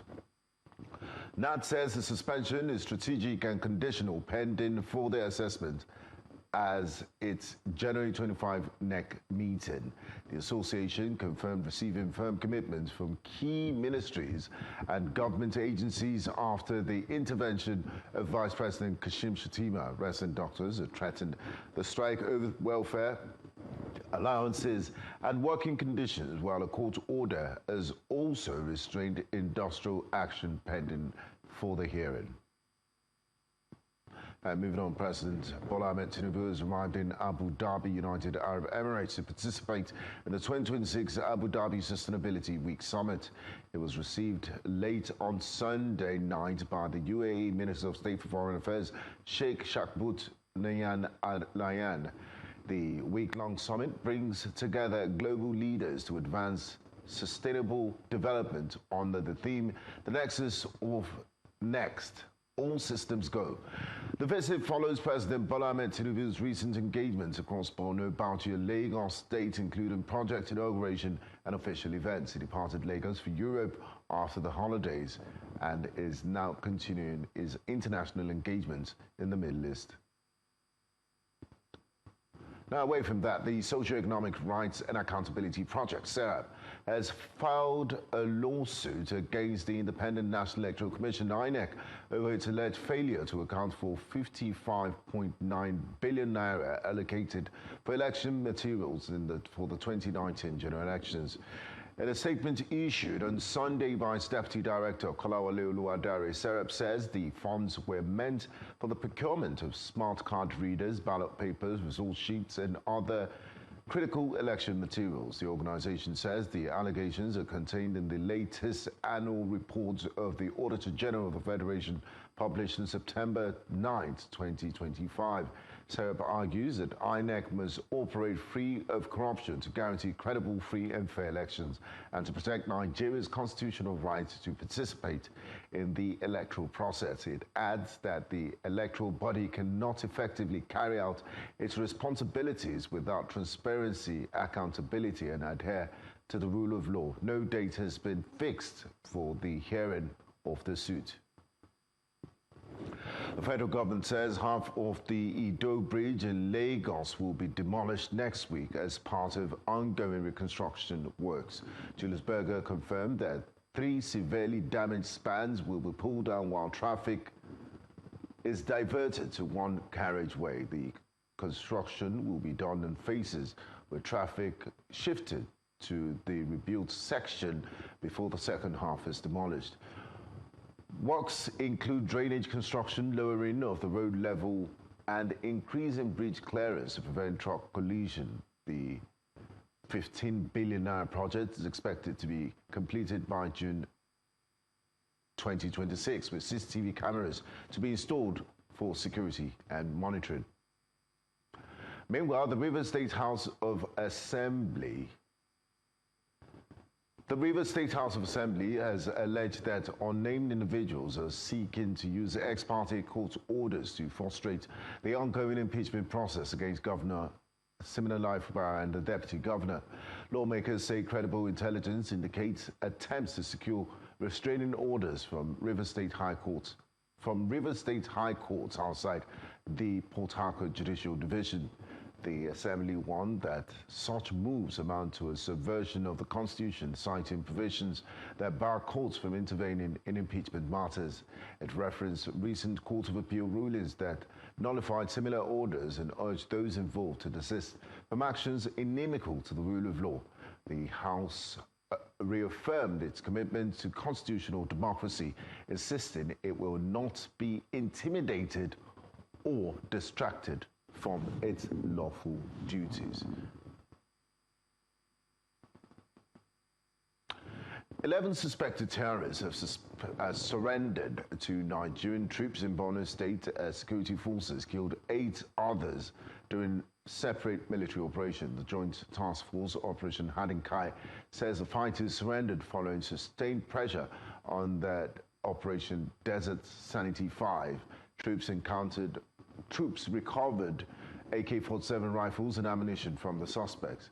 In a separate encounter between Sojiri and Kayamia villages, 8 terrorists were neutralized and weapons seized. Soldiers also arrested 2 suspended logistics suppliers in Gubio local government area. Meanwhile, troops along the Nigeria-Cameroon border intercepted a vehicle carrying urea fertilizer believed to be used for making improvised explosive devices. For the intelligence-led operations led to additional arrests and seizures. Voters in Benin are headed to the polls in key parliamentary local elections just 1 month after a failed coup attempt to settle the West African nation. President Patrice Talon ruling coalition is expected to further consolidate its grip on power, with the main opposition Democrats Party barred from participating in the local government elections. The vote comes at a tense time for the country, still recovering from a deadly coup plot on December the 7th, when army mutineers attempted to seize power before being swiftly overpowered by military support from Nigeria and France. The single-round parliamentary elections will fill 109 seats in the National Assembly. Talon's three-party alliance currently holds 81 seats and hopes to expand on that majority. The Democrats' party, consisting only the legislative polls, could lose its 29 seats as analysts point to strict electoral laws requiring parties to secure backing from 20% of registered voters in each of Benin's 24 districts to qualify. And that's all on Breakfast Headlines this morning. I am Benga Aboroa. Breakfast Central continues shortly.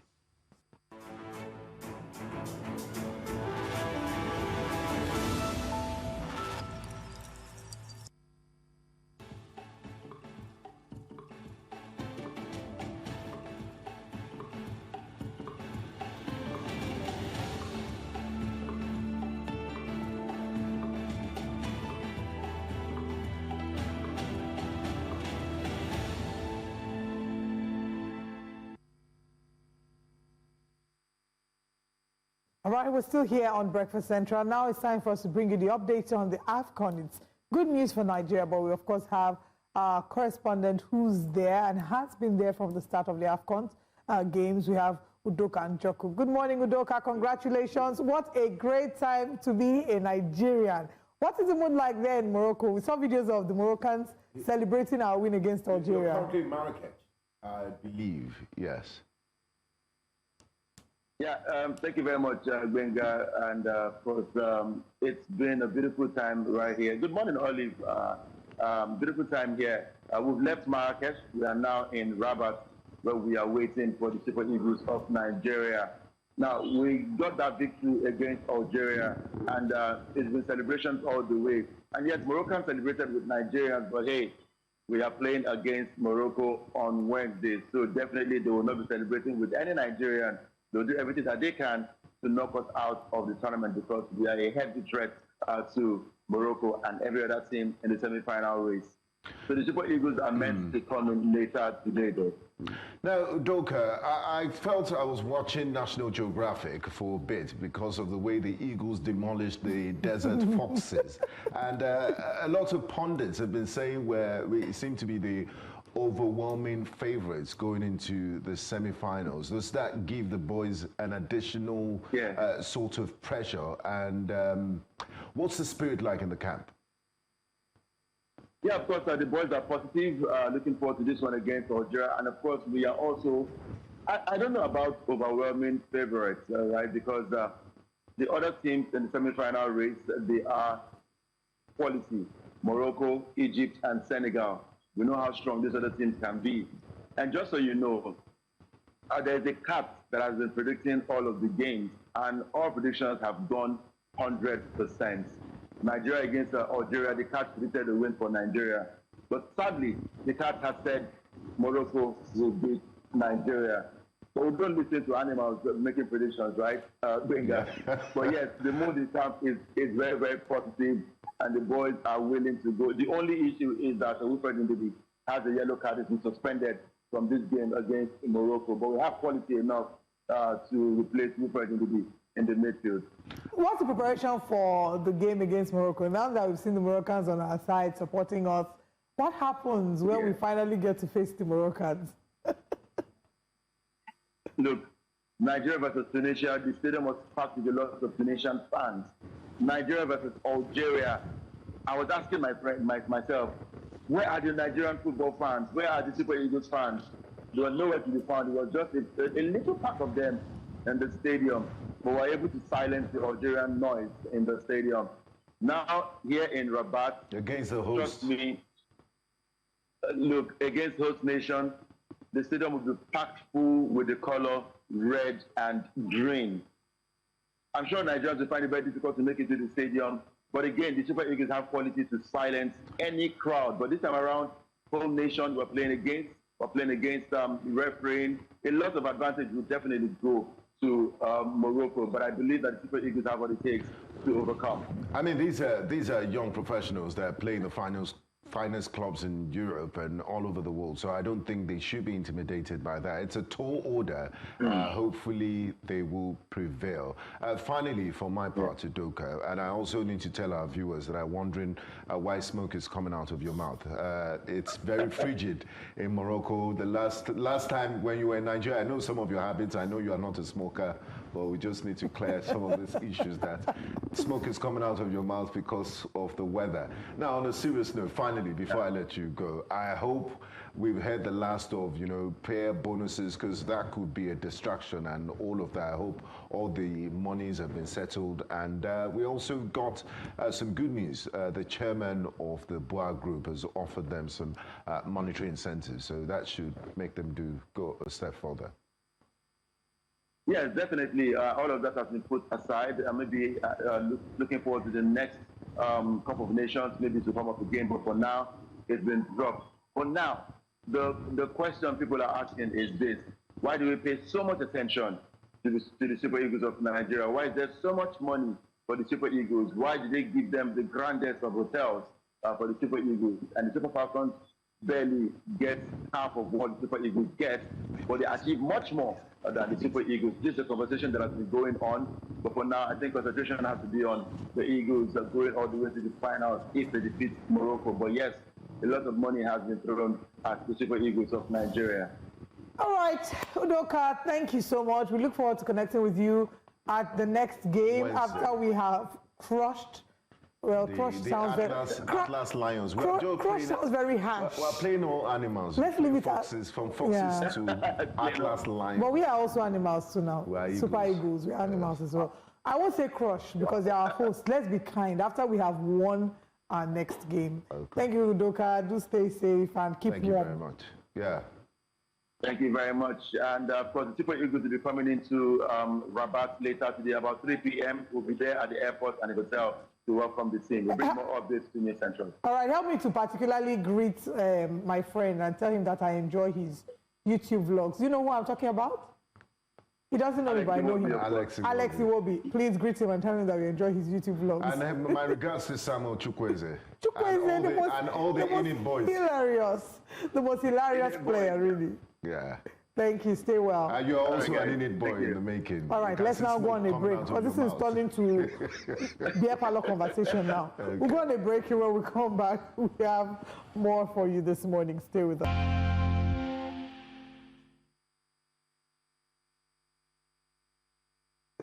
You're welcome back to Breakfast Central. We're now up, with the newspapers to bring you what the front pages are saying. I have with me global affairs journalist, worldwide celebrated media mogul, Habib Haruna. Thank you very much for joining us this morning. Every week, new title with us on this show. We celebrate you, sir.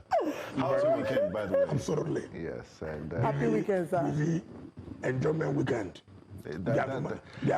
You've paid your dues. Of course you have. That's what life is all about. You've raised your children.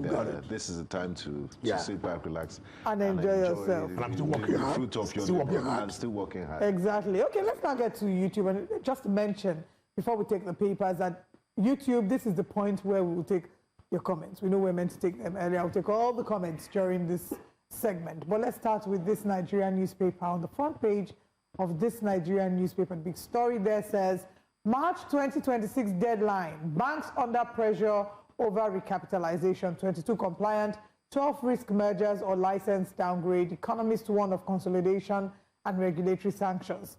Serap sues INEC on alleged unaccounted 2019 55.9 billion naira. FCT police arrest 3 suspects linked to Abuja lawyers' killing.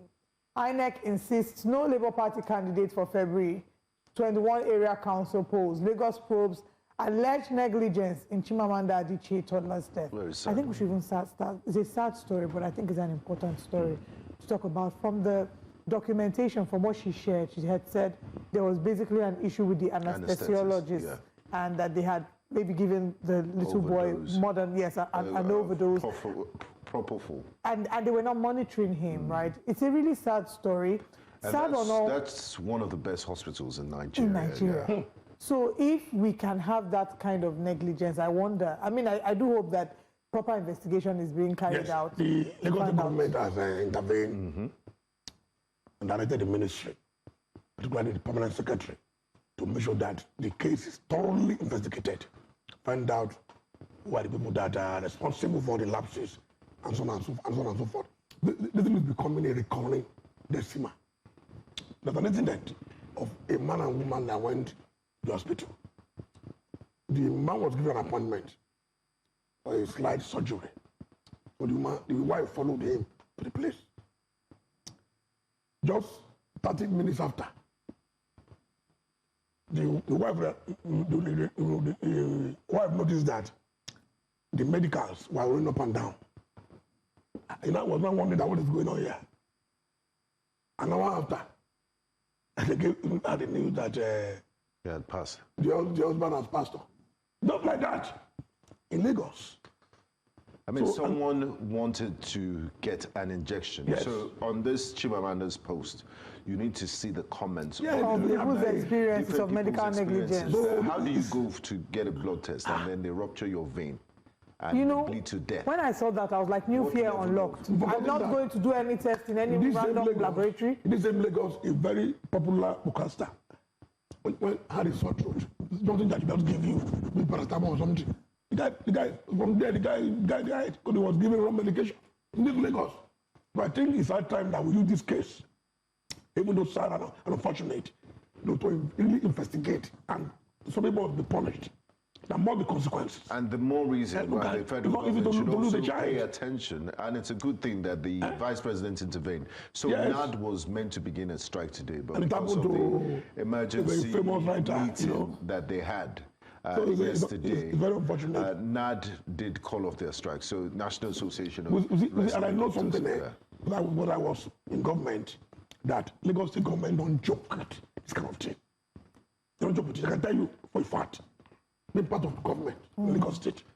But this current Lagos State there was an elevator incident. Till today, that elevator has there's always the Judas in 12 disciples. And if you say, okay, Alibaba is not corrupt, about the 40 thieves. But if you start we have to be consistent in regulating these hospitals. So to avoid this untimely death.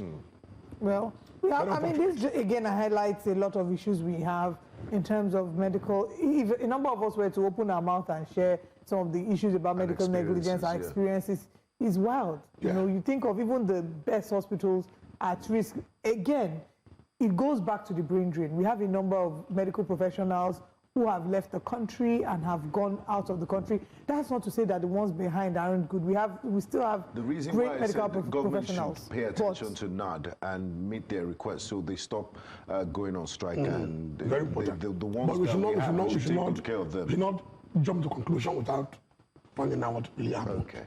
So what we're saying is, regardless of what the conclusion is, we can't deny the fact that we have an issue with inadequate medical personnel, and that majority of not a huge chunk of our talented hands are leaving the country to where they can get better pay. Do you even know that during COVID, the Prime Minister of Britain, Boris Johnson went to a general hospital, public hospital, for treatment, or private. When in a country where you fund, where public hospitals are well funded, don't need to go to private hospitals. Because to me, they're better. I have a friend who's a multi-millionaire, a billionaire now, living Lucky. All the children are delivered at general hospital, Ike House. Ike House. But to him, that's the best place to have those things. And because if government, which is a primary duty, of course, found these public hospitals very well, don't need to go to private hospitals. Hopefully, now that we're paying more taxes, they should fix them up to international standard. But let's look at another story. On the also that this Nigeria. This Nigeria. Serap sues INEC on alleged unaccounted 2019 55.9 billion. This is from the newly released Auditor General's report. And from this, we've also seen missing funds in CBN that were not remitted, in NNPC, and this is 4 years late. So imagine when you see the Auditor General's report of last year or 2 years ago, what you would unearth. And in order not to make this an exercise in futility, Serap does a good job in accountability and flagging some of these issues. When they say something is unaccounted for, they spend this money, it's not in the line of purchases or things you did. With the auditor would automatically flag it. Does that mean the money has been stolen, or is it not necessarily or missing? So why is it unaccounted for? That is why I always that's ghost money. That is why somebody can take it. That's why I always insist on this program that whistleblowers organizations like Serap must be protected, must be promoted. There's nothing.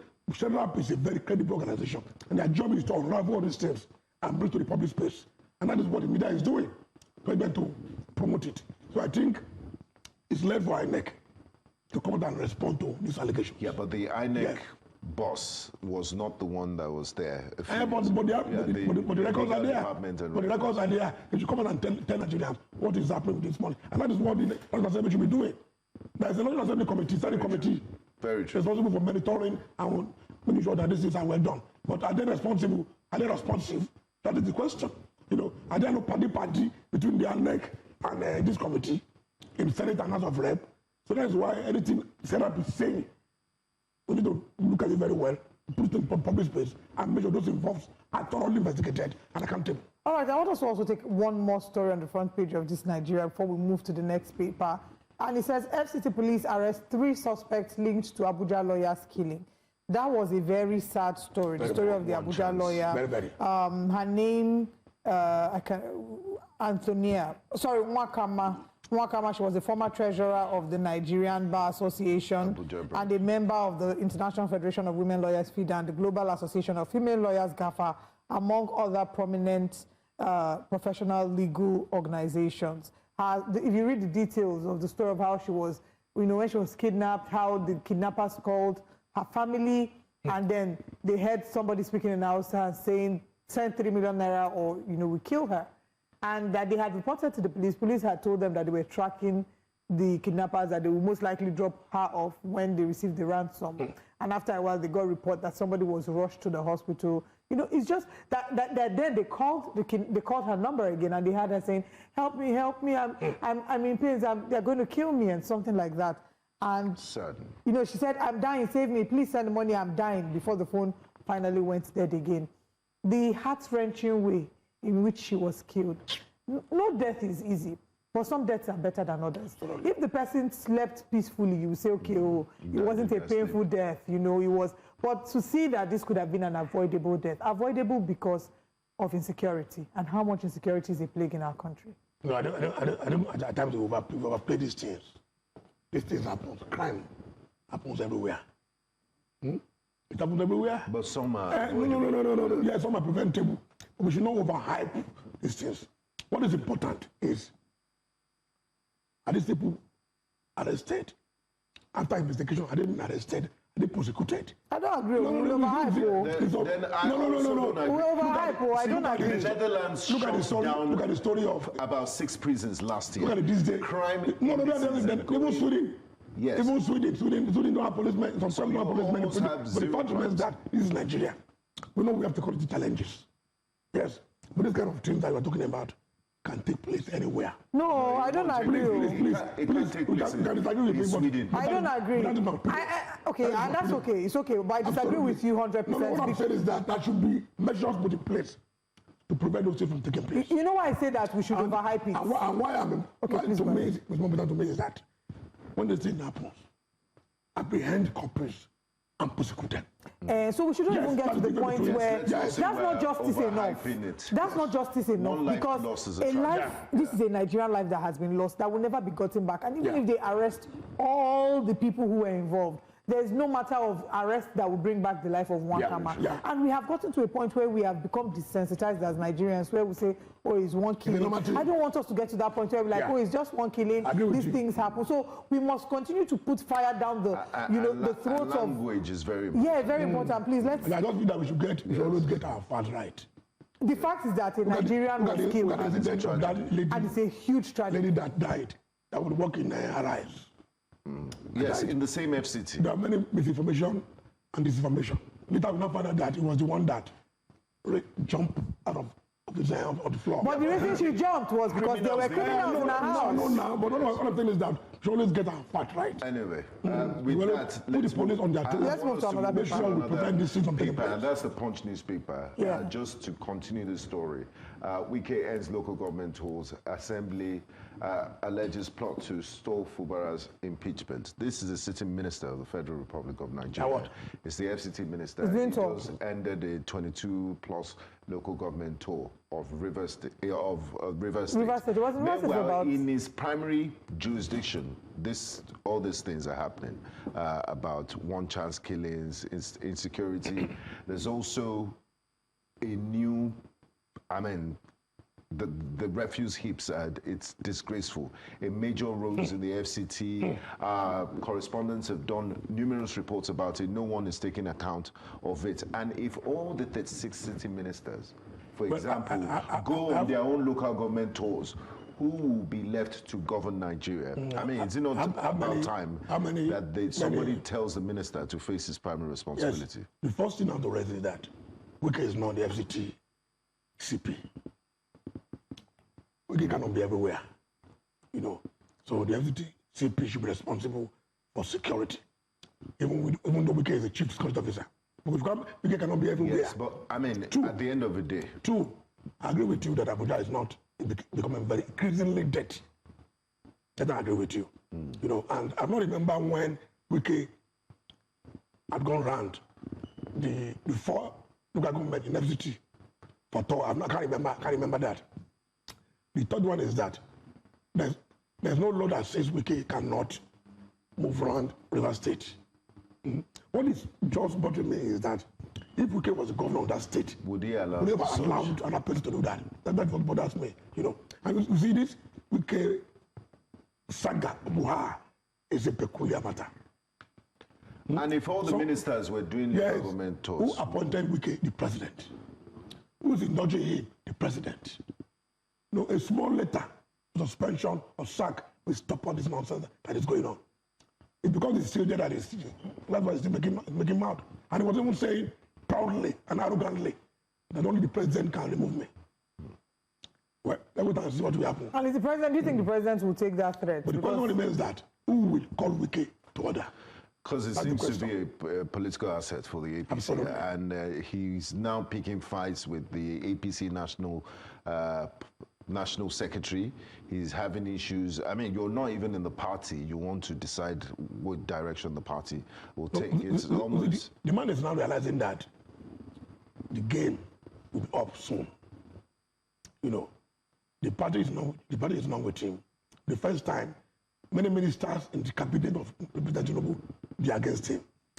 Some governors, top governors in this country, they are against him. Of not being and siding with Fubara in the open. So he will realize that he cannot win this game. Now, this impeachment notice, I mean, I thought during the suspension they had shielded, olive branches were extended. We even had the lawmakers go to London for some parliamentary training. The weather really cooled their system. You know, we thought things were fine. All of a sudden, just a few months after the governor resumed, even though they are members of the same party, they are fighting. Do you think this impeachment, the notice of impeachment, the grounds are very valid or it's political? Before you respond to that, let's quickly go on a break. We'll come back from this break, and then we'll take maybe one or two comments from YouTube, as well as Mr. Aruna's response. Please stay with us. You're welcome back to Breakfast Central, yes. It's like you needed a minute to remember whether you're Breakfast Central or Breakfast Extra. And we're currently examining the front page of the newspapers with senior journalist Abib Aruna. But before we went to that, I asked a question. But before you... okay, let's answer the question, then we'll take comments on YouTube. And then we'll take... Which one again, please? The question was about River State. You were asking the impeachment, if they had valid grounds. If it's politically motivated. It's a very fine question. One, Wike is playing his last card. In a game, you don't play your last card too early. That's what he's doing. And it presupposes that Wike is now becoming very desperate. That is last card. Guys, go ahead, try to remove him. But they come out, the speaker, Martins Amewule, said this is not connected to no, nonsense. These are constitutional issues. The Constitution allowed the government to spend 6 months before approval. Look at it. It's very clear. That is one. The second aspect is that impeachment in any house of parliament since Second Republic, it's a political thing. It is the House members that decide what is an offense. Not in the general interest of the public. If you look at the case of Peter Obi in Anambra, Laroja in Oyo. That's why the courts have and that is why, absolutely. So they always have the opportunity to seek refuge at the umbrella of the court. And the court will now give its ruling that no, can't remove him. You guys should relax. But then, that's a way of not only making the state to be boiling, to be unnecessary tension, unnecessarily heat up. But at the same time, it also shows who's in charge. You know, in the panel, for example, we have the Adedibu's. In the Nambra, we have the Ngigi traducers. You know, who are trying to deal with him. But ultimately, those guys came out and they went back to their office. In this instance, Wike is playing his last card to show that he is more consequential. I'm in charge here. My boss are still with me. The reports that it was summoned to... The problem they have, however, is that APC is now in charge. Okay. The chairman is saying that you guys should study a while. Don't go there. Even the state APC is saying that no, we support you for this. So there's a problem with we have on that. No, I heard he was summoned to France to meet Mr. President. I don't know about that one. I already told you it's not something that I can. Okay, but let's assuming you are Mr. President and they bring this matter to your table and you need both parties, what sort of advice? I can't go against my party member, who is the governor. That is it. Okay. Okay, let's quickly take comments from YouTube. Olumide Alade says, among all APC-controlled states, Rivers State is the only one with 2 factions, largely due to the actions of the FCT minister, who is extending his influence into a party which he does not belong to. Please go on YouTube and drop comments. I'm going to read earlier comments. Doesn't he also belong to the People's Democratic Party? Exactly. By the expulsion certificate. But he would disagree with that. Does that make him a political orphan? Then to take a few more comments regarding other stories, Tinubu should not go there to wish them good luck, otherwise they will lose now. This is regarding our boys in Morocco and their semi-finals. If they make it to the finals, he will probably go. Mokuye Chukwemeka says, how do you bar the main opposition party from contesting the election? Africa. And then... exactly. Oh, that was the news on the news Republic of Benin. Then Ajaokuta that has never produced steel, why do they budget money for it every year? Mokuye Chukwemeka asks. Now, Lenin says, with what is happening in Edo and hearing what the DPO said in response shocked me. So I asked, does Nigerian police have different modules to operate? Such a complicit statement now. Wow. I mean, how can you say that? That maybe they should get a police officer from the north. Will not listen to you. That will not listen to them. I have seen them complaining, agitating. Police officer. You have to be sensitive to your words. It needs to be more circumspect. And then he went to Abia. He said, regarding Abia, I watched in shame what they gathered to spew from their incompetent mouth. If only Abians are allergic to real-time development, then they'll vote Governor OT out come 2027, their choice. So the former governors in Abia State have come together. They are plotting to unseat Governor Oti in 2027. Part of their grouse against him is they say that he's doing his executive functions from his house, as opposed to from the government house in Umuahia. Ojus Okale also said he's a banker, he's not a politician, he should go back to banking. Meanwhile, these people are the same people who have been deprived of their lifetime salary by Governor Oti in 2024 when he signed that bill into law that says there's no such thing as lifetime, because these past governors get the same thing that the incumbent governors have in terms of monetary allowances, access to cooks, security staff, everything. Some of them even worse is that they are earning as past governors what the current governors are earning, and still earning in other capacities, e.g. the people that are Senator Gospel Akpabio, who has served as governor and is now Senate President. You know, we can keep going. So this is multiple payments for one person. Now they are criticizing Alex Oti and saying that he's doing government work from the house as opposed to from. You guys are just not happy that the man is working. Take a walk around Abia State and aggregate people's opinion. You will readily know that this man will win 90%. I'm a fan of that man because I have followed his political trajectory when he was the MD of a bank. And he has been able to contest about 3 times or so before he won in the Labour Party. Even when the court, you know. So the man has been working. Look at the way he transformed Abba. Look at the record. Look at what he has been doing. They are not talking about no. They are afraid that this man will win again. So they are trying to get him to the back door. To the APC man, I'm not joining APC. Any party that man goes to today, he will win landslide in Abia. You see, one thing the better place is that other people, they know who is working. Of course. And the man told them that I'm going to answer you. I know what I'm doing. Everybody knows who is working. We know, we're not blind. We might be in for a major shock. He's not working in his office. When the former president of Ivory Coast, Cote d'Ivoire, of Abogny took the country's capital, not his office, his capital, to his town. Yamoussoukro, yes. Yamoussoukro, his town, and they built the second biggest Catholic church. So what I'm saying, it's not measure performance or capacity with where I reside. You know, it's what I do. Am I performing? Absolutely. Besides, is there any legal justification? Is there any law that says that it's illegal for you to do your work from your house? I think they should go ahead. In this work from home era. You cannot work in let them go ahead. You cannot work in Aba. Okay. Man is working very well, it's popular. Chris Obi Moses, he wants to put me inside trouble. He's asking, so why is Tinubu ruling Nigeria from France? Who told you that the president is ruling Nigeria from France? But let's talk about your home state, your ancestral land, Edo State. No, I'm not happy at all with what is going on in that state. Yes, because there were protests over the weekend. In terms of governance, in terms of security. People like the Nekuma, where the governor comes from. If you go to the social media, and many videos flying around. And then the governor seems to have an obsession. He repeated. No, the man is singing. Ashiwaju is singing our mandate. 2.5 million votes. 2.5 million. Is your vote among those? No, it's not possible. You are not even registered. No. if I vote in Lagos, I vote opposite this place. I vote for Aswaju, and I'm not a BC member. You always get my vote. But not because of... no. If you look at... No. Obama is inconsequential.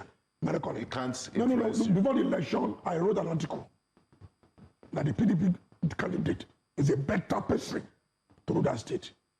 And I didn't mean so. Many people don't lash me, criticize me. But I'm not shaking my those things. Performance. No, absolutely. I stand on my word. You know, and what is going on now confine my fear and suspicion. But in the same light, that the man cannot. No, Monday Pueblo is not CP. The man does not have this thing of But he's not CP of Edo State. No. I'm saying so. Let's take that back, please. No. I'm saying. We can take me to court, not but we need to denounce that. The man does not have what it takes. He's the governor of a state. We may not like him, but we cannot outrightly exactly to rule that state. Okay. Edo State is a controversial state. So what can you do about the state of security now? No, the man should, the IG should also intervene. You know, the IG and the government should intervene. Okay. I make sure the things are done, put in place to make sure that the people are safe. All right, I want to quickly take some more comments from YouTube. Victor Okebata says, Wike is only continuing to blackmail Tinubu for single-handedly and openly giving him the votes of Rivers people, which he didn't win. Lillian Oluoha says, police should also go after one-chance guys who kill and maim if are lucky Abuja residents are not active.